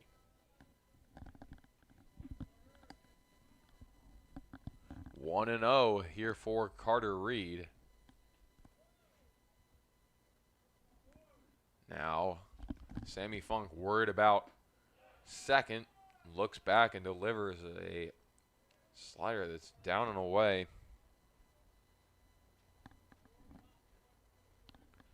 So 2 balls, no strikes with Tate Green waiting on deck. Fastball fouled off, and it's 2-1. That foul ball brought to you by Alaska Restaurant Supply.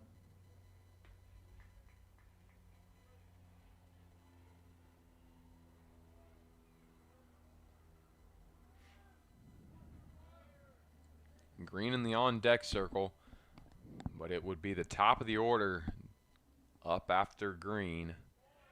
Fastball downstairs. It is 3-1.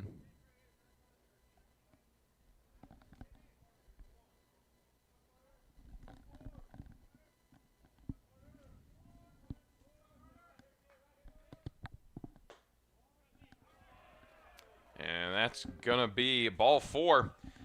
Heads on to first with the walk.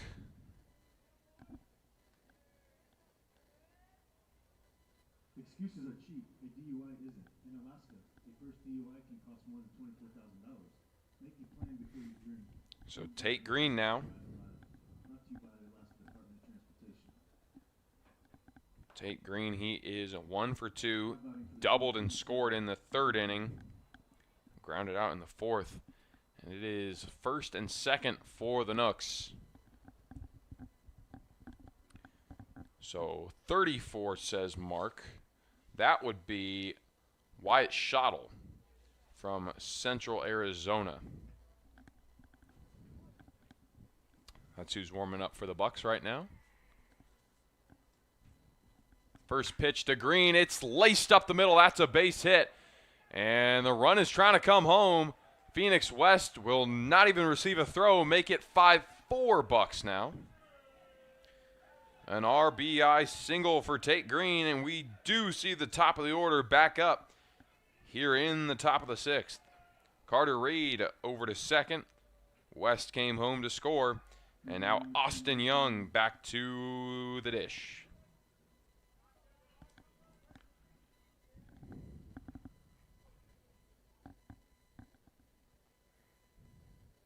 Up the middle. That's another base knock. And Reed is trying to come home. The throw to the plate, not in time. We are tied 5-5. RBI single for Austin Young. His first base hit of this 2026 season. Chinooks starting to put it together here.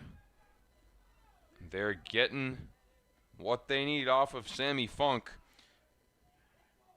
Green over to second now. Dugout starting to get a little rowdy.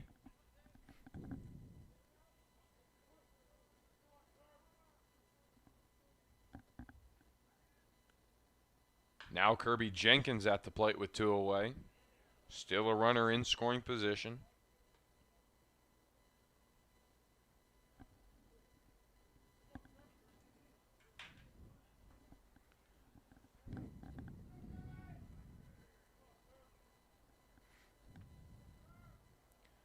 Oh and 1.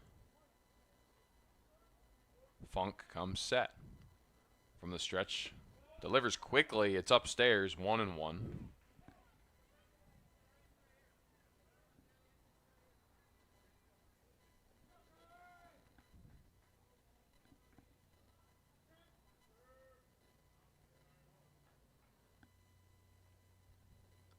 One ball, 1 strike. Make it 2-1 now. Changeup misses downstairs.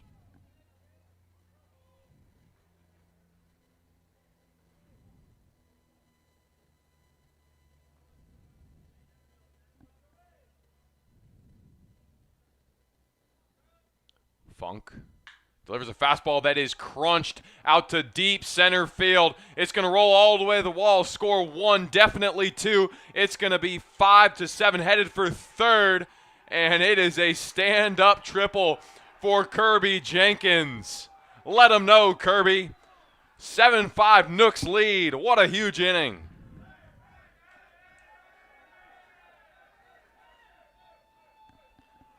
That's what happens when the center fielder plays that far in. He's at least got to look at the ball if he's playing standard depth there. Not respecting the deep ball from the Chinooks. And he pays for it. A triple for Kirby Jenkins. Both Green and Young come home to score. And we'll see if this is the end of the day. It is going to be the end of the day for Sammy Funk, it looks like. We'll take a break. Give you the name and number of the new pitcher when we return.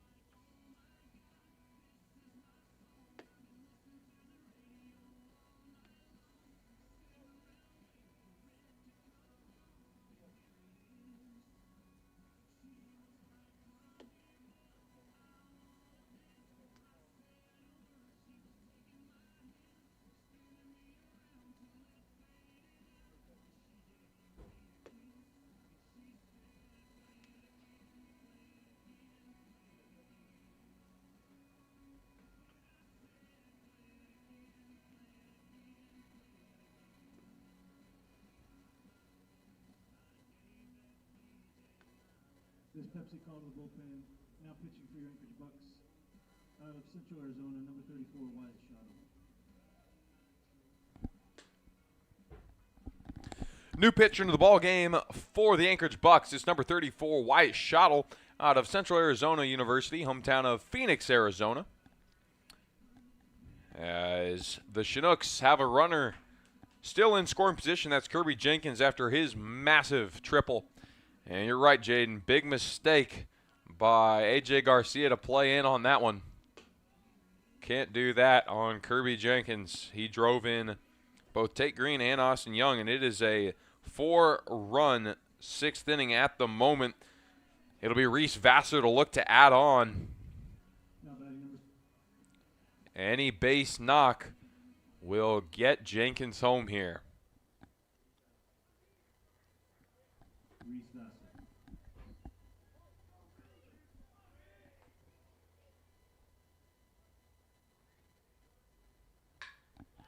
He will lift this ball into center field, and that's going to do it. It is caught by Garcia this time around, and the inning ends. But the Chinooks do some serious damage as they will score 4 runs on 4 hits. There are no errors and 1 left on base. On to the home half of the 6th we go. Chinooks lead it 7-5.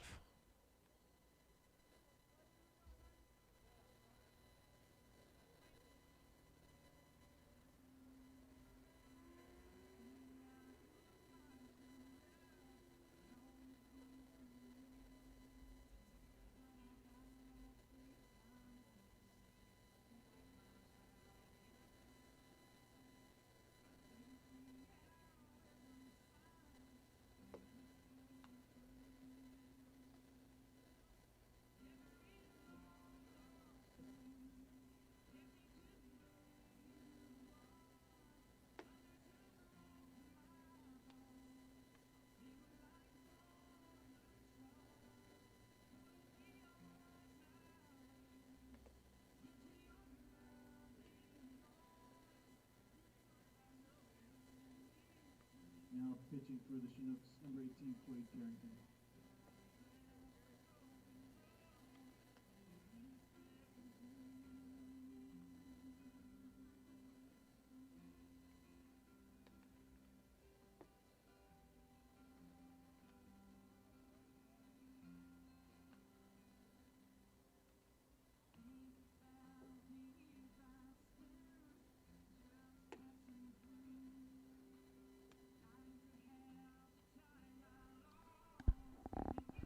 Bottom of the 6th here at Mulcahy Stadium. New pitcher in the ball game for the Chinooks. It's number 18, Cade Carrington, out of Olivet Nazarene University, hometown of Middlebury, Indiana. He is yet to pitch in an official league game, I believe. That is not true, actually. He pitched in that game against the Miners on Saturday night, but the stats are not in for that one. So yeah, if you look on the ABL website, the Chinooks will only be recorded as 1-1, but that is because the game on Saturday has not been finalized in the system, so that is why that's not in there. But either way, Cade Carrington is on the mound for the Chinooks. Here in the bottom of the 6th, he will face Carson Humphreys. Or excuse me, that is R.J. Carver. R.J. Carver takes one in the turf.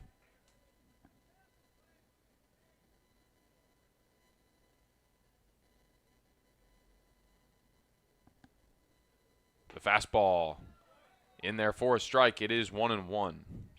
And yes, Ty Beck is out of the ball game at the moment. He got subbed for Reese Vassar in the 5th inning. Swing and a miss, and it is 1-2.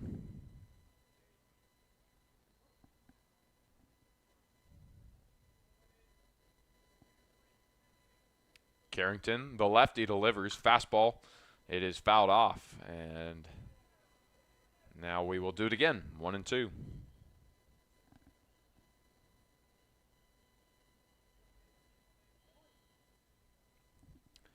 One ball, 2 strikes here for Carver. It is lifted very high, but into the stands. So once again, we will see another one at 1 and 2.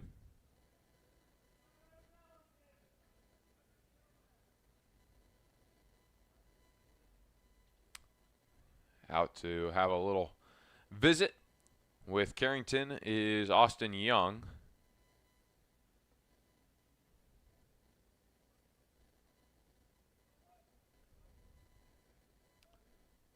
Staying alive in this at-bat well is the DH, R.J. Carver. Chinooks lead it 7-5 after a big 4-run inning in the top half.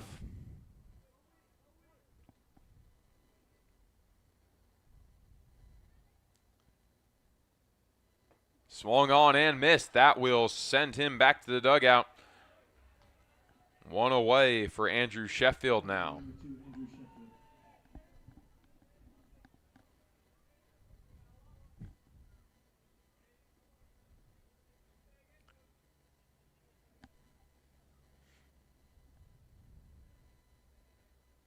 Thank you to everyone tuning in here on a beautiful Tuesday night. Misses outside, 1-0 on the first pitch. This win would move the Chinooks to 3-1 on the season, but we've got a long way to go still in this one. Only the bottom of the 6th. 2-0 here for Andrew Sheffield, the 9-hole hitter. Changeup finds the zone. It is 2-1.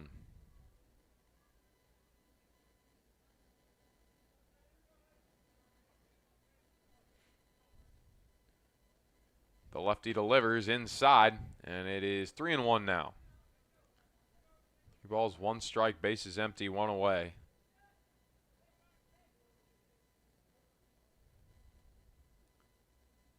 On the ground, over to third, whiff, covers, and slings it on over the tag in time. And it looks like that may not be Cal Whiff over there at third. Who is that? Number 1, Drew Hurst. Instead. But the play is made, pulled him off the bag, but got it in time. 2 away, bases empty. A.J. Garcia, the leadoff man, back to the plate. Garcia went deep his last time up. Tried to do it again, but lifts it a little too high. Called off. And Phoenix West puts the squeeze on it for out number 3. Down go the Bucs in short order, as there was no runs, no hits, no errors, nobody left on base. On to the top of the 7th we go. Chinooks lead it 7-5.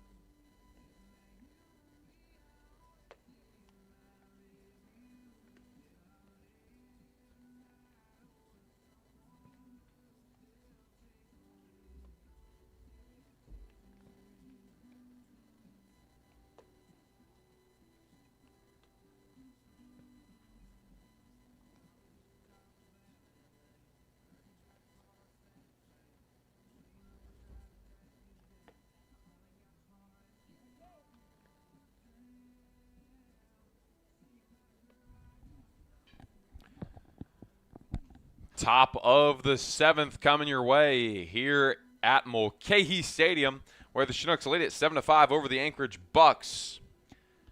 It is still Wyatt Schottle on the bump for the Bucs. For the Chinooks, it will be Drew Hurst. He will replace Cal Whiff, who went 0 for 3 today. Curveball in there for a strike, and it is 0-1.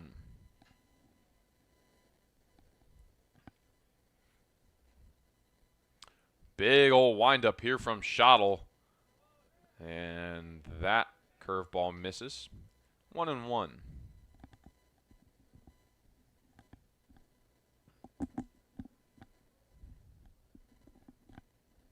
You don't see that old school windup too often anymore. That is the full thing, as it is 2-1 now. I mean, just watch this from Wyatt Schottle. Behind the head, leans back, full leg kick. But it's not working right now. 3-1 on Drew Hurst.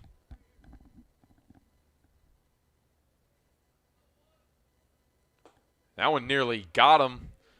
Either way, it's ball 4. So a leadoff walk to Drew Hurst. And now Phoenix West at the plate. He is 1 for 3. Singled and scored last inning. He started out that inning, which resulted in a massive, massive inning. And the Chinooks put up 4 runs.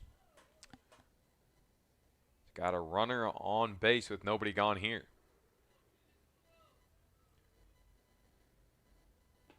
Misses down and away on the first pitch to him, 1-0.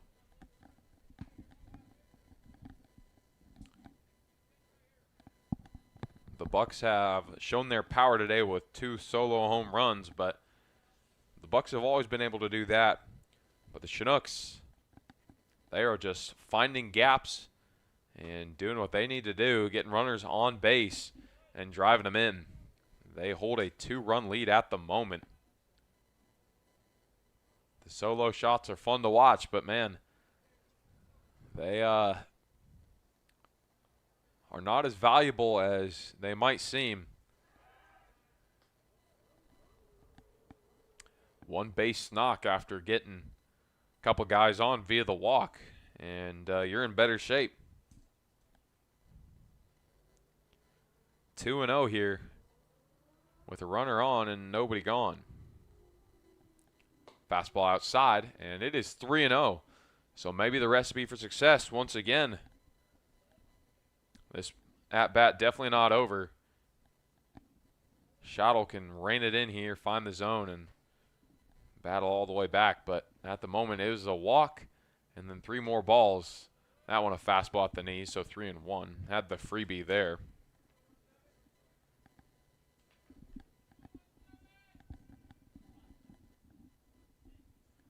So here we go. Now the 3-1. The lefty comes set. Kicks and throws. Downstairs, and there we go. Back-to-back walks delivered by Schottle. And we have a runner in scoring position once more.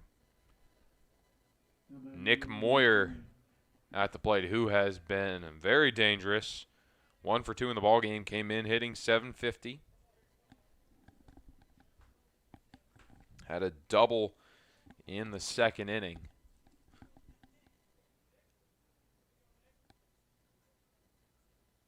First pitch to him, fastball. Really good spot there. That was, I mean, that's just pretty. I don't care who you are. Fastball that was, you were going to have to golf it to get it barreled up. Runner goes to third, no throw, and that is a stolen base by Drew Hurst. Now corners for the Chinooks. Anything deep into the outfield will score him on a sacrifice fly. Dancing over at first is West. Fastball waves on it, And that will sit Moyer down. So 1 away, runners on the corners for Kai Butler. Butler is 1 for 3 in the ballgame so far.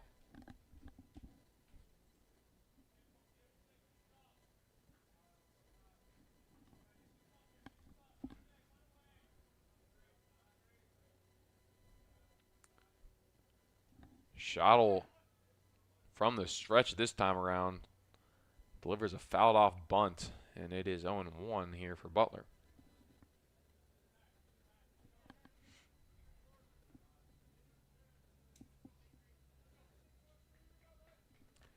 Yeah, just not a large crowd here in Anchorage tonight.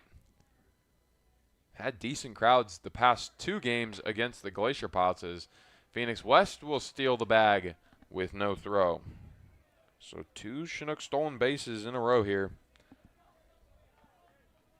As Mark says, number 12 warming for the Bucs. That is Caden Berghardt from the Colorado School of Mines. I wonder if he was related to another Berghardt who played for the Miners last year. I'm trying to remember his first name. Let's see if I can find it or remember it. Might have been Carter Berghardt. It doesn't quite sound right. Butler swings and misses on that one. We are even 2-2.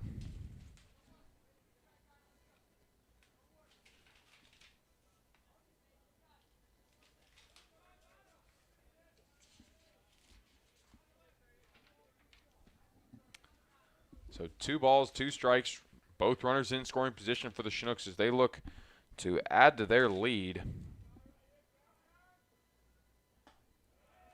Down and away, and we are full.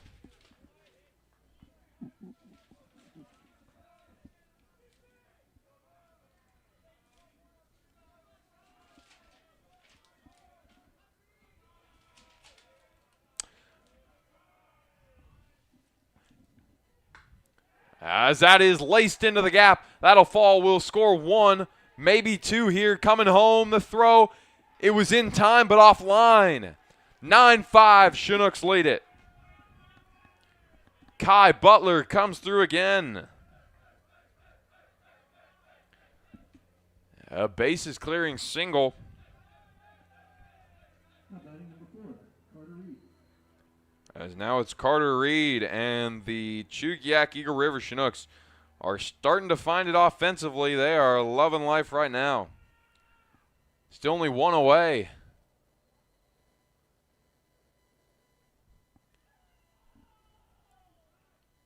Carter Reed at the plate, 1 for 2 in the ball game. And I'm realizing it was Adam Bergholt for the Glacier Pilots last year's, I think, who I'm thinking of. So not related, not quite the same last name even. I'll take that one, that's on me. But it would have been cool.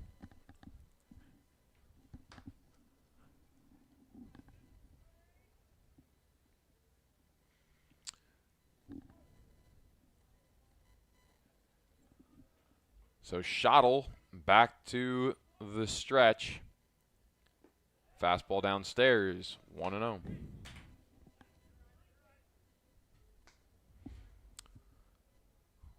Again, still only 1 out here with the runner on first and holding a 9-5 lead. This ball game's not over though. Still only the top of the 7th.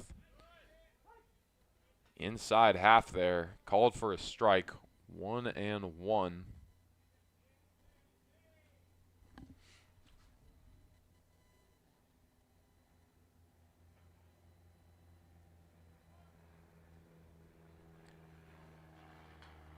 Fouled back. Now 1-2.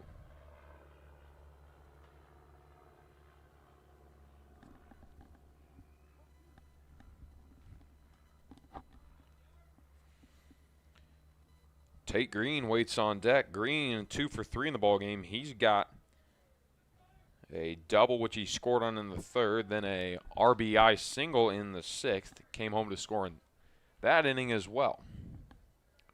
Throw on over to first, not in time, keeping them close.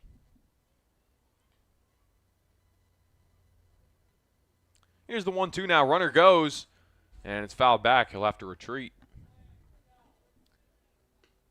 Even if that is not touched, he is going to be well safe. A really great jump from Kai Butler over there at first.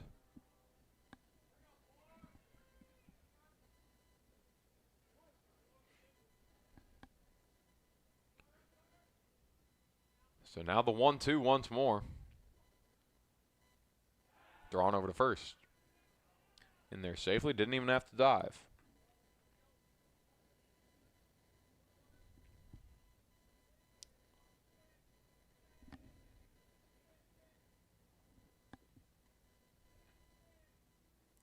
Shottle kicks and throws. Fastball fouled back. It will remain 1-2.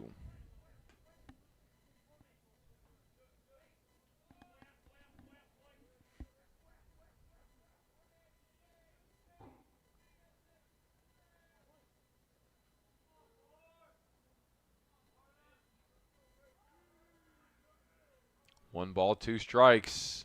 Make it 2 balls, 2 strikes. Finally, the count moves 2-2.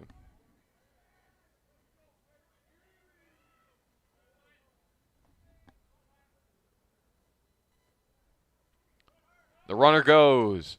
High curveball, no throw, and we got a runner in scoring position again. It's Kai Butler after swiping second. Full count pitch coming your way here. He is hung around on this at-bat for a while, has Carter Reed, and he's going to win it down the line. Make it 10-5 Chinooks. It is going to be an RBI double for Carter Reed. That is his 3rd RBI on the day. Chinooks starting to have their way with the Bucs pitching staff.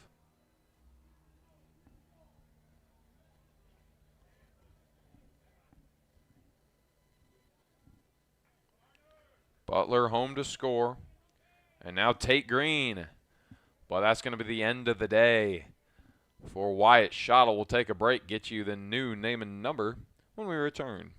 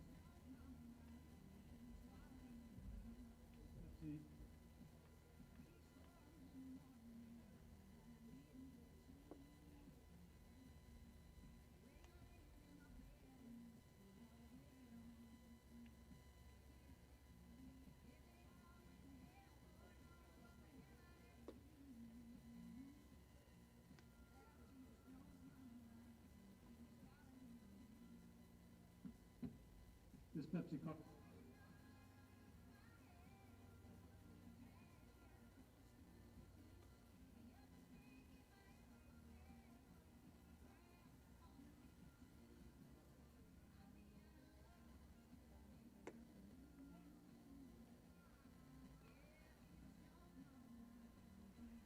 New pitcher into the ball game for the Anchorage Bucs. It's number 12, Caden Burghardt. He's out of the Colorado School of Mines, hometown of Chandler, Arizona. He will face Tate Green with only 1 away and a runner on second. That is Carter Reed.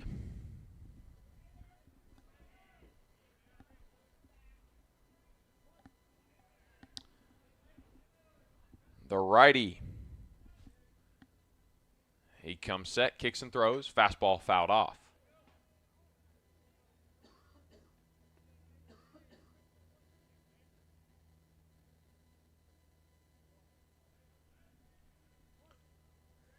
Bottom of the still top of the 7th, actually. As the slider is lifted into center field, and drifting back is Garcia. He'll make the play. Tagging and sliding into third is Carter Reed.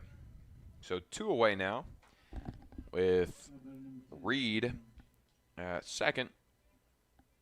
And the top of the order, in Austin Young back to the plate. He singled and scored last time up. 1 for 3 in the ballgame.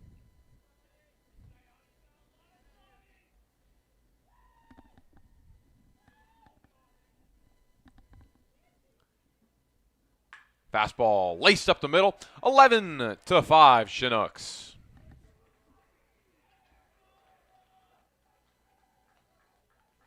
Chinooks are not letting up here. They want to make this as easy on their pitching staff as they possibly can to finish this thing out. They have piled on in the 6th and 7th innings. 4 runs each. And now Kirby Jenkins, who had the big triple the last time up. See if he can do something like that again. Got a runner on first. First pitch he sees, a strike down the middle, 0-1. I'm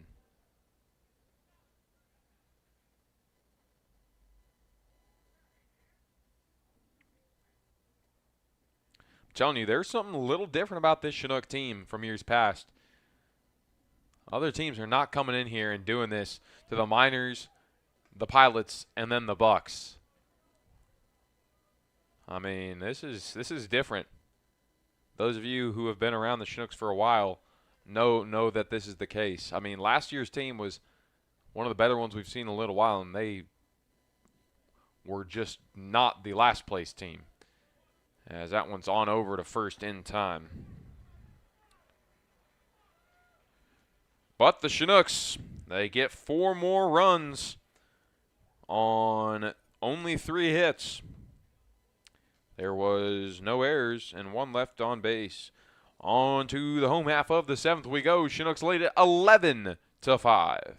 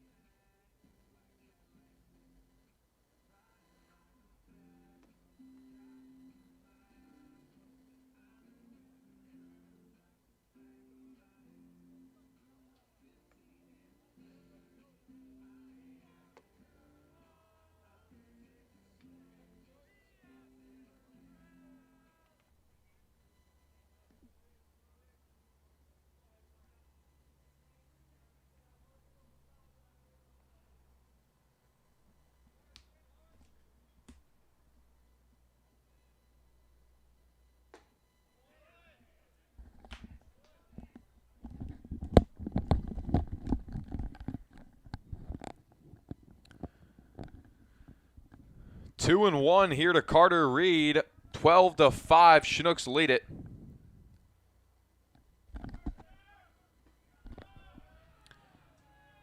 As he will head on to second on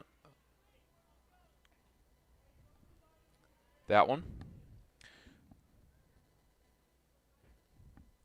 Welcome back in. I don't know, had some sort of internet issue. Hopefully it's all working again. It is 12-5 Chinooks lead here in the top of the 8th with Carter Reed at the plate. Butler is on second. Moyer on third.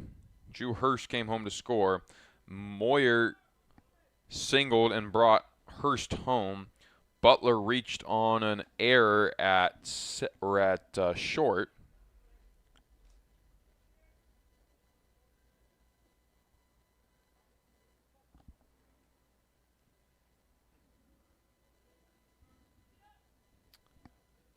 Here is the full count payoff pitch. Misses, and we are full. Base is loaded. Carter Reed walks. So it's Moyer on third, Butler on second, Reed on first.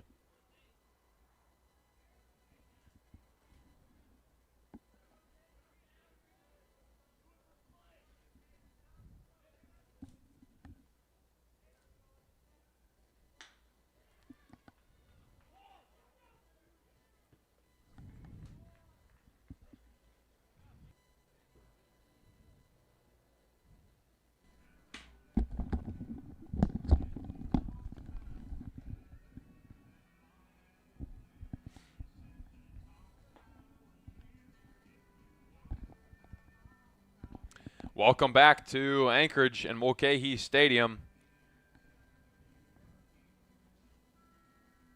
As it looks like we're going in and out. I'm not sure what the problem is here. But hopefully it'll clear up. I've tried multiple different Wi-Fis.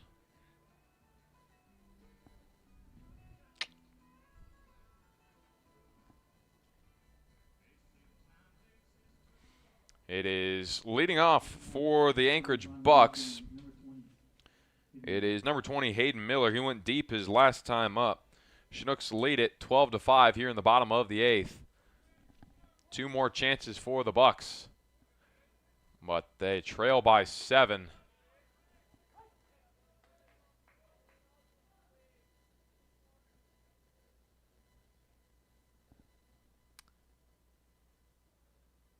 Cade Carrington still on the bump for the Nooks. Misses down and in on the 1-1. Well, on the 1-0, excuse me. Or 0-1. Now it is 1-1. The Chinooks were able to get one more run on an RBI single from Nick Moyer in the top half. They left the bases loaded as well on the Tate Green groundout. Moyer reached on the single. Butler reached on an error, and Reed on a walk. Into the air in foul territory, into the stands. And we'll do it again at 1-2. Sorry for the technical difficulties. I still don't know exactly what was wrong. I switched through a couple of different Wi-Fis. It must have been some sort of internet issue, and we're back to good. I'm on a different Wi-Fi now, so hopefully we will be good for the rest of the ball game. Misses outside, and it is 2-2.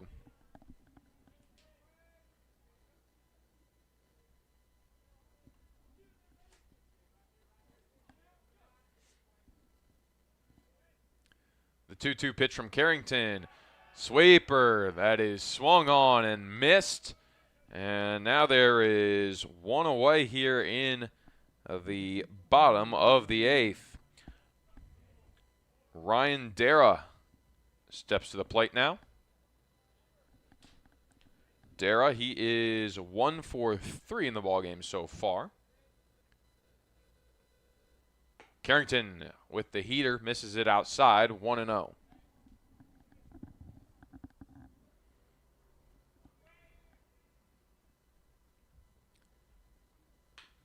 The 1-0 is chopped on over to third.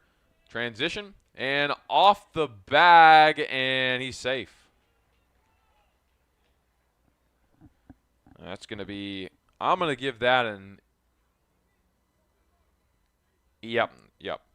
Waiting for the scoreboard to put it up, but I agree, that's an E5 there.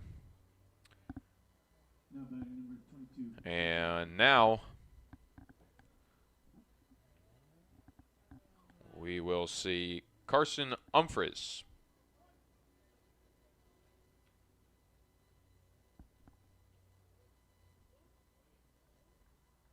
Fastball down the middle, and it is 1-0.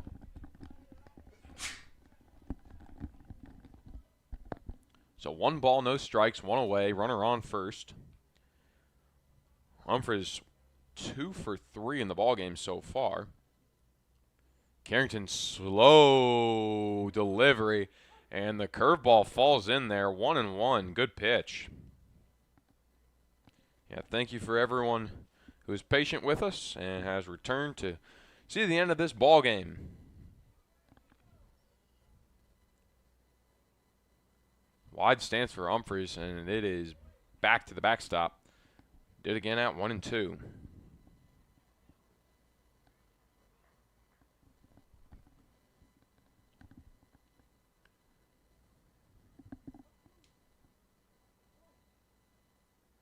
Waiting on first over there is Dara. Reached on an air. The 1-2 heater downstairs. We're even. 2 balls, 2 strikes. Chinooks are 5 outs away from a victory. They hold a 7-5 lead. Probably will not see Evan Rossi in this one. Not really a save situation or anything remotely close to it. They're letting Carrington finish out the 8th. Lined into the alleyway. That will put runners on the corners for the Bucs. He's trying for home, and he's going to hold up, actually. Wise move there. He would have been hosed. And so it is a sliding double for Humphreys.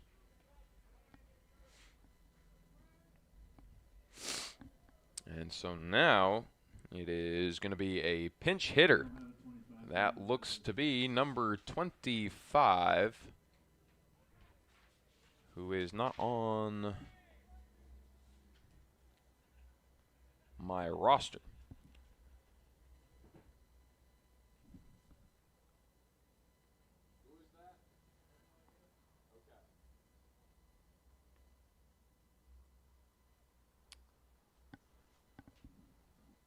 So not sure exactly who that is at the plate. Not on the roster.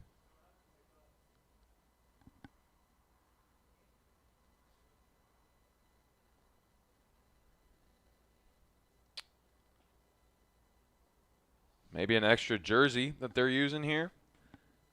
I don't know, because there's no 25 on the roster. Either way, it is a big spot here for the Bucs. They've got runners both in scoring position with 1 away.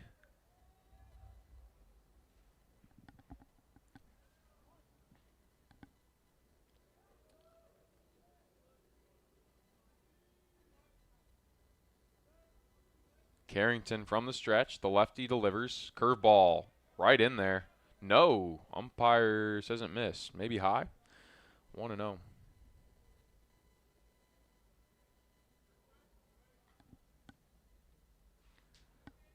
One ball, no strikes. Here comes fastball down and in.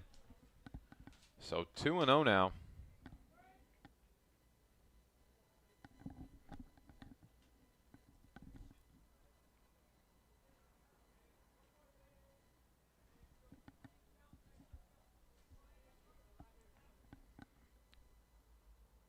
The 2-0 pitch. Fastball, this one's down the middle. 2 balls, 1 strike.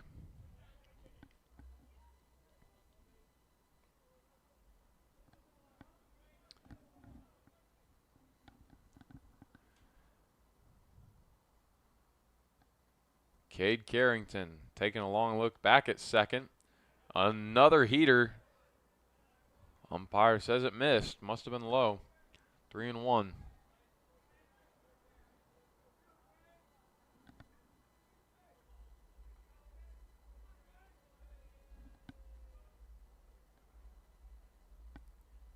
The 3-1 now.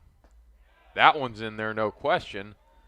Fastball right down the middle. We are full. 3-2 with 1 away. Runners on second and third. It is Dara on third. And on second it is Humphreys.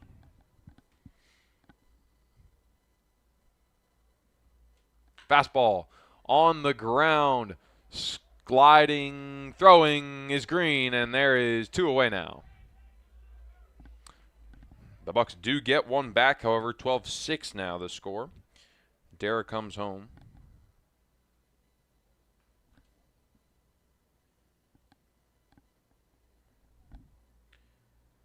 Humphreys on over to third.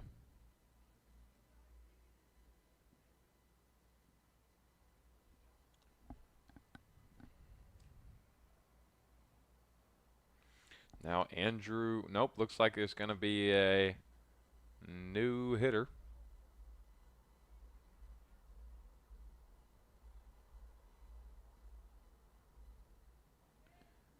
Got a change here. It will be number 15. That is Tyler Denton out of Tennessee Tech University, hometown of Knoxville, Tennessee.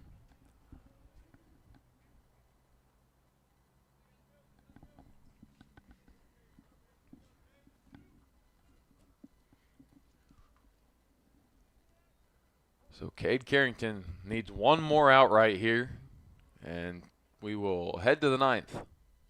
Runner on third, though. Just above the belt, and it's 1-0. Chinooks looking to finish off what has been another offensive explosion. They put up 18 on the Glacier Pilots on Sunday night. 12 here so far. He went, and it is 1-2. Or 1-1, excuse me.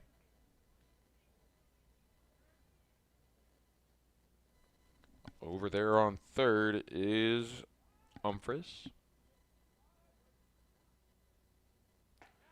Big sweeping curveball, and it is 1-2. App found the zone.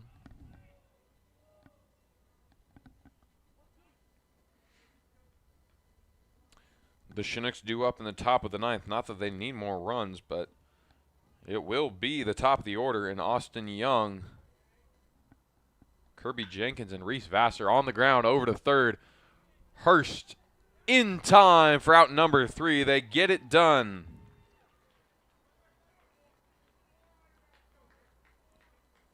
We will head on to the top of the 9th. There was one run on one hit. There was one error.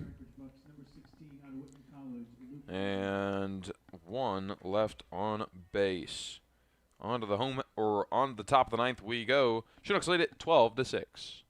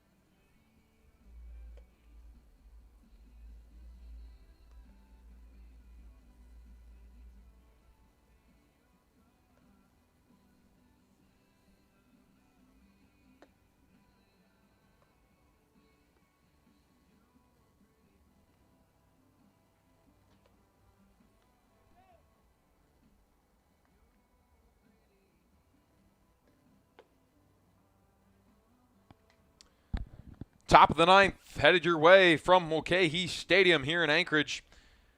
The pitcher into the ballgame for the Anchorage Bucs. It is number, let's see,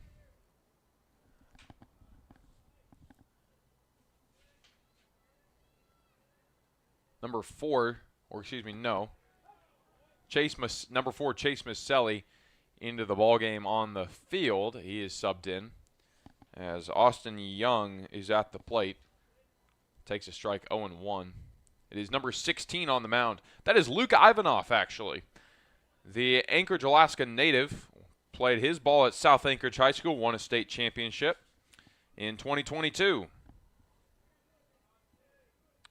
Plays ball for Whitman College. Luke Ivanoff, actually one of my best friend's cousins. Ivanoff, a very If you've been around the state of Alaska for any length of time, you've probably heard the name Ivanov.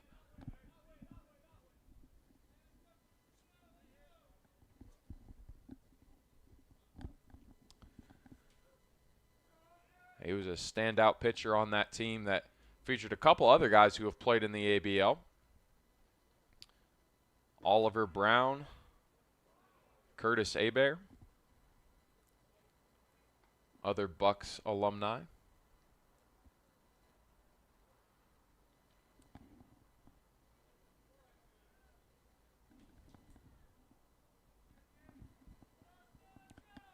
So 1-2 here. As lifted into the air. Underneath it is Dara, and that is one away.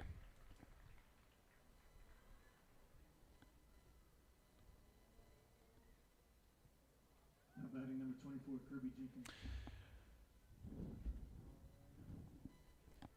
Now it is Kirby Jenkins at the plate. Jenkins, he is 1 for 4, has a walk in there along with his triple. There's one away, bases empty.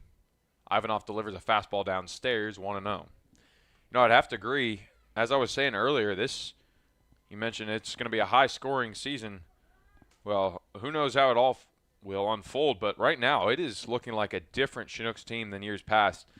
They would not have been able to just knock out the Miners, Pilots, Bucs on the road. You'll have days. The Chinooks would have games where they would look good every once in a while, but it would come a couple times a season. They haven't done this, where they just rattle off quality wins back to back to back to back. Obviously, they dropped to one yesterday, but they still looked really good in it, competitive the whole way through. And, yeah, just looks different right now. This team, they've got some energy and some talent. And these other teams, it's not like they're bad. You can tell that these other squads got some good talent too. But the Chinooks, they're feisty right now, at least to start this season. 2-2 here to Kirby Jenkins.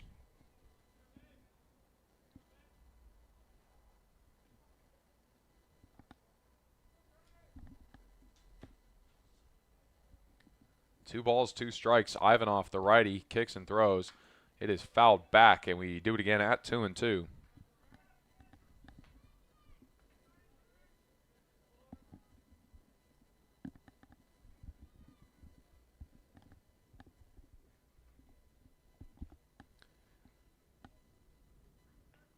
here we go, one away. Bases are empty.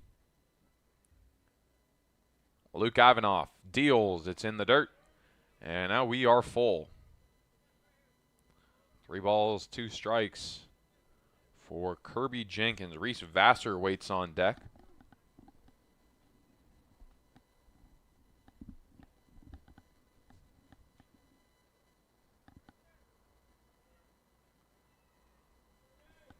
Here is the 3-2 from Ivanov. Into the air, foul territory. Will it get out of play? It does, straight into the beer garden. And we'll do it again at 3-2.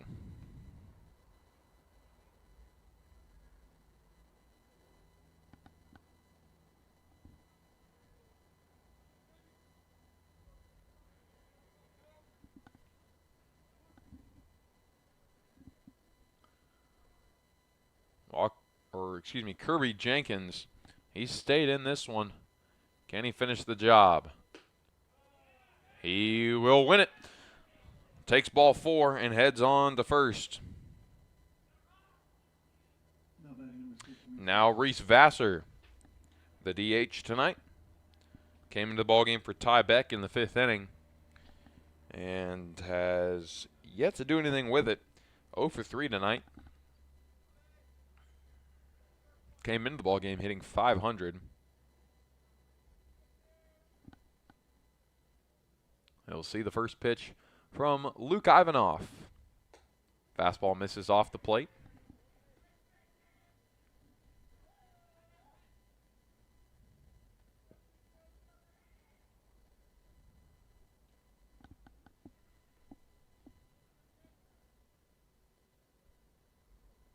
Runner goes.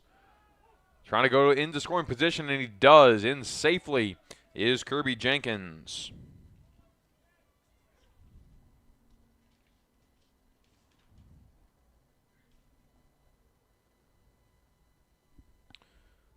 Two balls, no strikes. One away, runner in scoring position. Chinooks lead it 12 to 6, excuse me, here in the top of the ninth.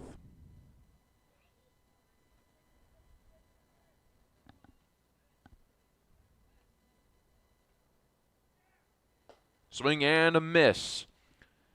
It is 2-1 now.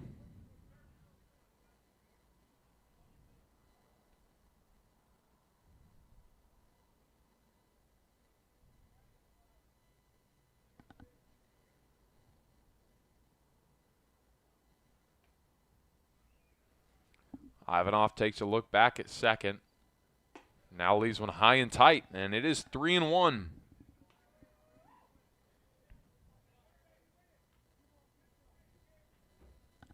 Three balls, one strike here for Reese Vassar.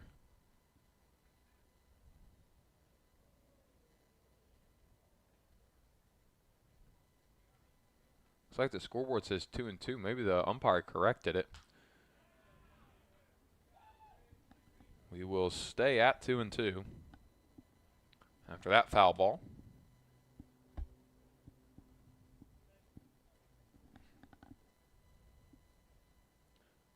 Jenkins waiting patiently over there at second. Waiting on deck is Drew Hurst. Throw back to second.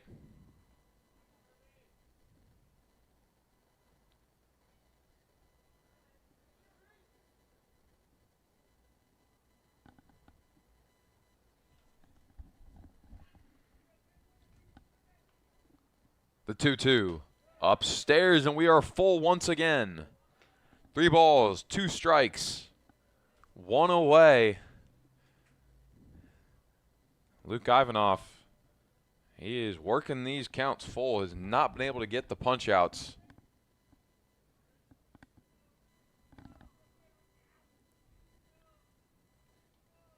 The double play not really in play, as the pitch will get him, but there is a stolen base. Jenkins takes third with no throw. But Vassar goes down looking, and there's 2 away. So now Drew Hurst at the plate. Hurst, he is 0 for 0. He's walked twice and scored twice in this one.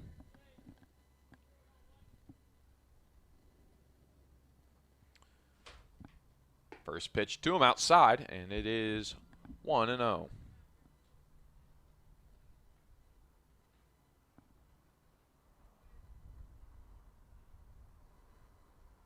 Ivanov from the stretch.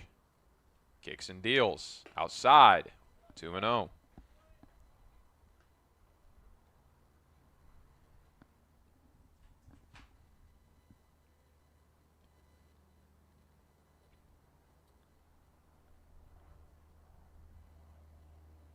.90 feet from making it 13-6.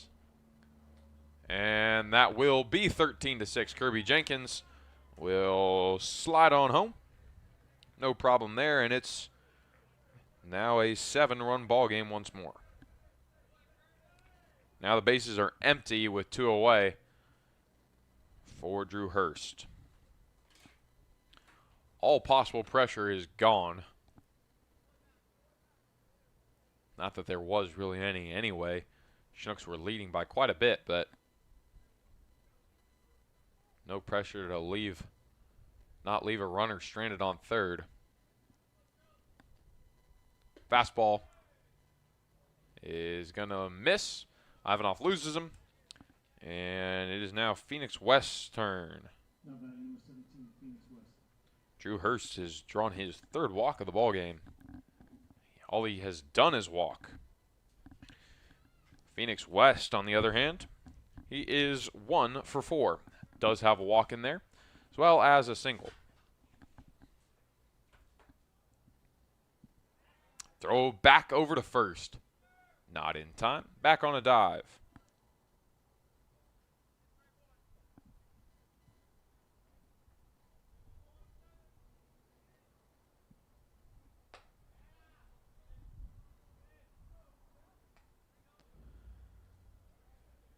One ball, no strikes to Phoenix.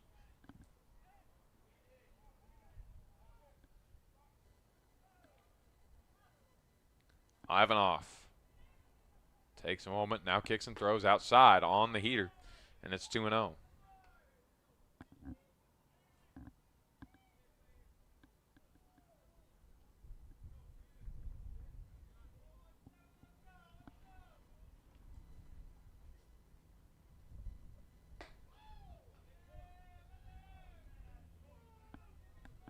So 3-0.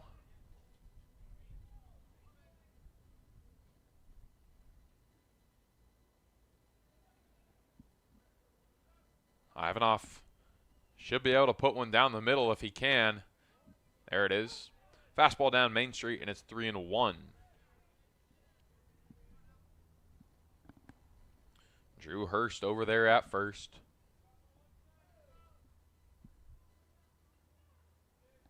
The 3-1 high and away. So first and second now for the Nooks.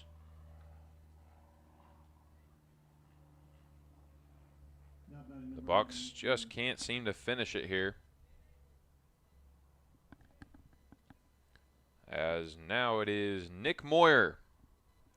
Nick Moyer, he is 2 for 4 in this ballgame. Headed for third now. The throw on to third, not in time. It's a stolen base for Drew Hurst.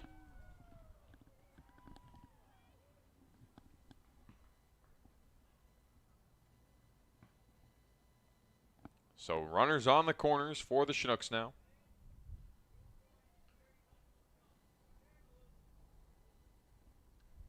And that one's going to get him, load him up.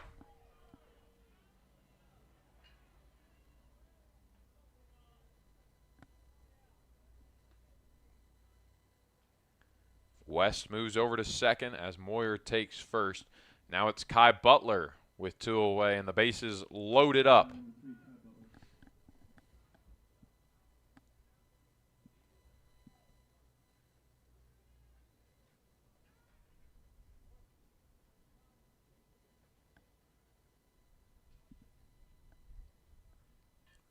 First pitch to him. Gets it at the knees. It's 0-1.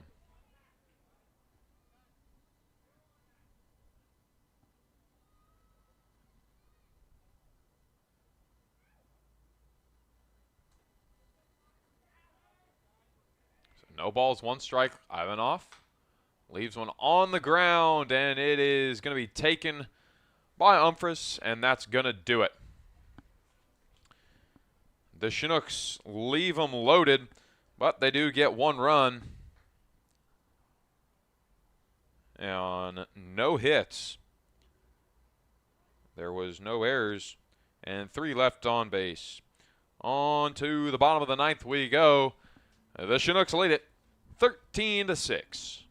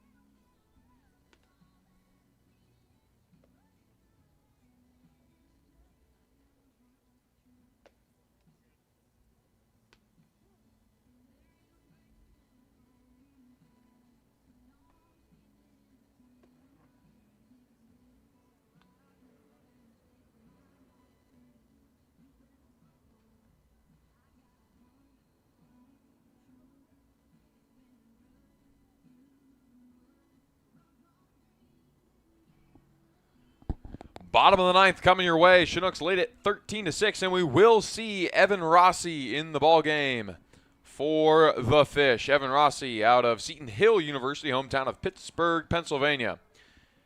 He has pitched once in that minors game. He finished the ball game out, got the save. But again, official stats for that one not recorded, so can't tell you exactly what he had, but I know he finished that one out. And we had a save situation there as well. 1 ball, no strikes here for A.J. Garcia. And the top of the order, it's Garcia, Lamphere, and Leach due up. As this will definitely not be a save situation. Chinooks up 7 runs.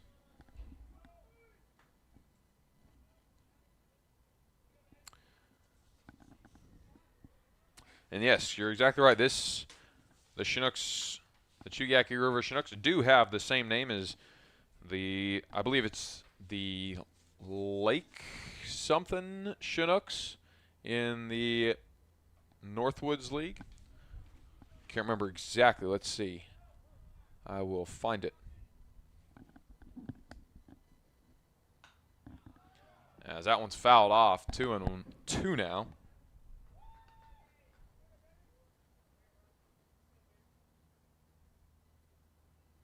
It is the Lake Shore Chinooks of the Northwoods League. But I'd have to argue that the Chinooks in Alaska a little better than anything you're going to find in the Great Lakes. I don't think you're finding 90-pound Chinook in the Midwest. In fact, I know. But it will be a leadoff walk for A.J. Garcia. He works the count well. And now it is Camden Lamphere. Lamphere 0 for 4 in the ballgame. Look for something down in the zone here from Rossi, trying to induce a double play. Slider down and away, and it is 1-0.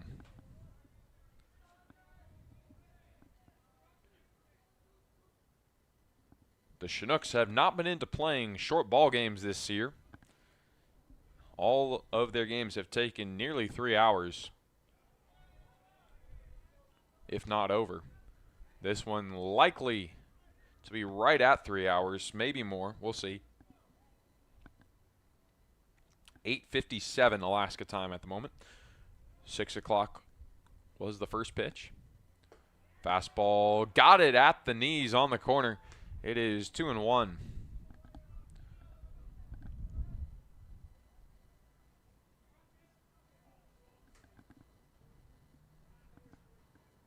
Evan Rossi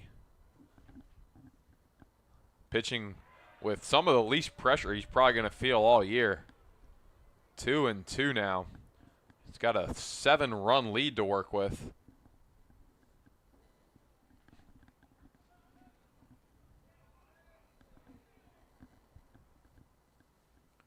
Misses down and away bad, but it's corralled by Austin Young. Good glove work, and we are full.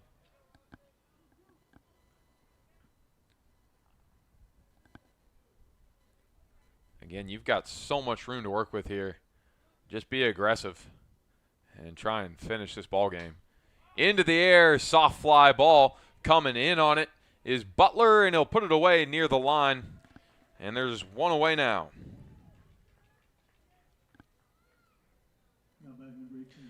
Now Finn Leach at the plate. Leach, he is 1 for 4.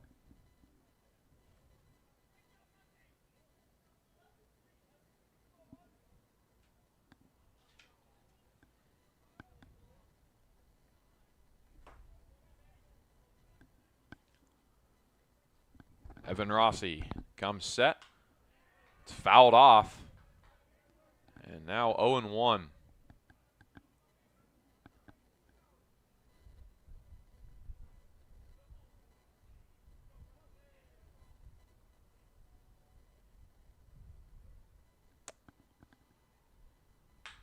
On the ground. It is scooped up by Green on over to first in time for out number 2. It does move the runner over to second.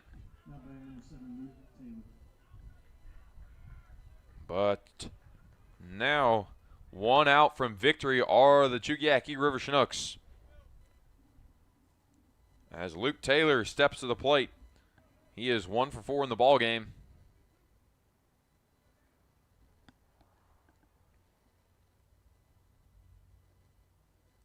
Rossi from the stretch delivers a fastball that is fouled off, 0-1.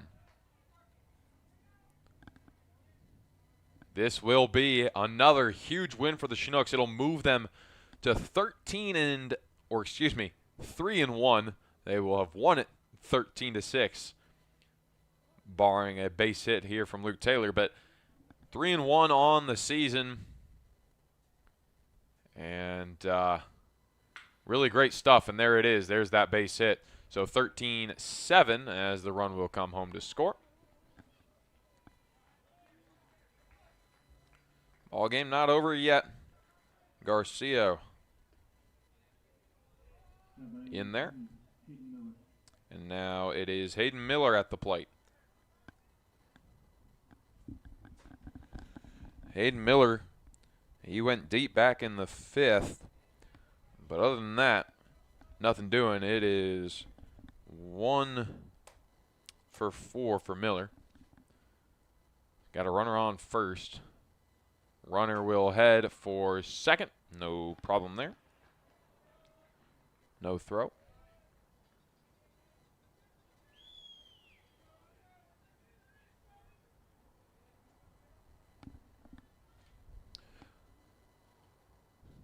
Here is the 1-0. Fastball fouled back. We move to 1-1.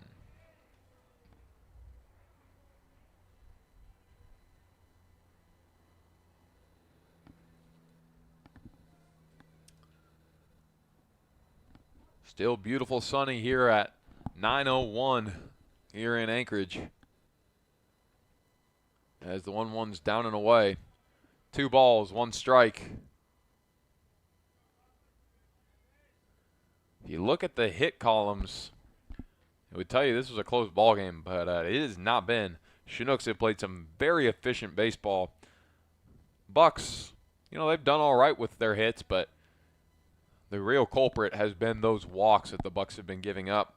The Chinooks have been bringing them home. Timely base hitting and a lot of walks.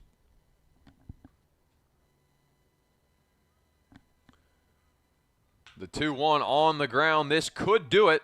Scooped up on over to first in time. Your final score, 13-7. Chinooks win it here at Mulcahy. There was 1 run on 1 hit. No errors. And 1 left on base.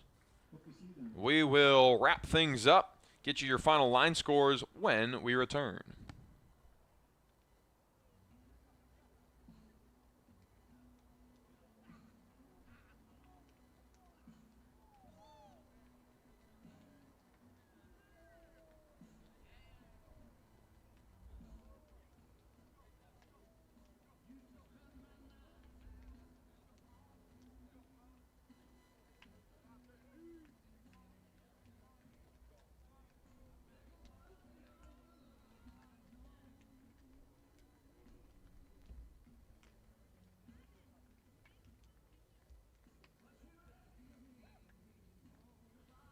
Welcome back to Anchorage, Alaska, and Mulcahy Stadium.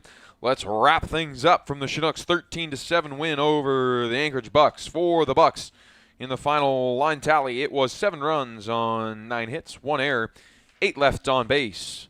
For the Chinooks, it was 13 runs, 12 hits, 3 errors, and 9 left on base.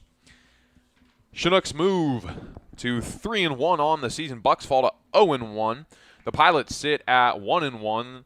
And the Miners 0-1. Oilers are now the only team to have not played a ball game. I believe they begin play at Coral Seymour Park tomorrow against the Glacier Pilots. It was a travel day for the Pilots after the game yesterday, and they'll play in Kenai and get their season underway. But for the Chinooks, it was another barrage of runs. Big 6th and 7th innings, 4 in each, and contributions, all around for the Chinooks. The starter, Oliver Adams, had a little bit of a rough day, but the bullpen got it done. They kept him in it, but the story was absolutely the offense.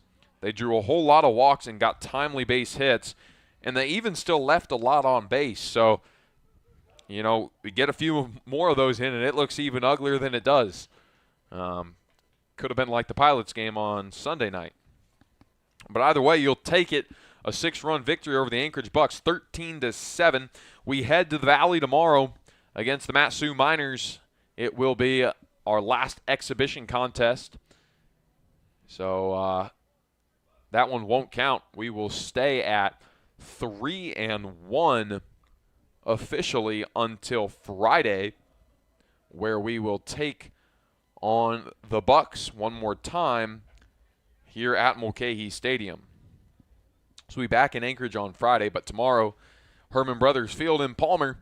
Please join us there in person. If you can't join us here on the live stream, I'll be right back with you at 6 o'clock in Palmer, Alaska. But that should do it for us here in Anchorage. Once again, your final score, 13-7. Nooks win it. This has been Clayton Jackson saying thank you from all of us here at the Chugiak-Eagle River Chinooks and AIA Baseball. We will see you tomorrow night in Palmer.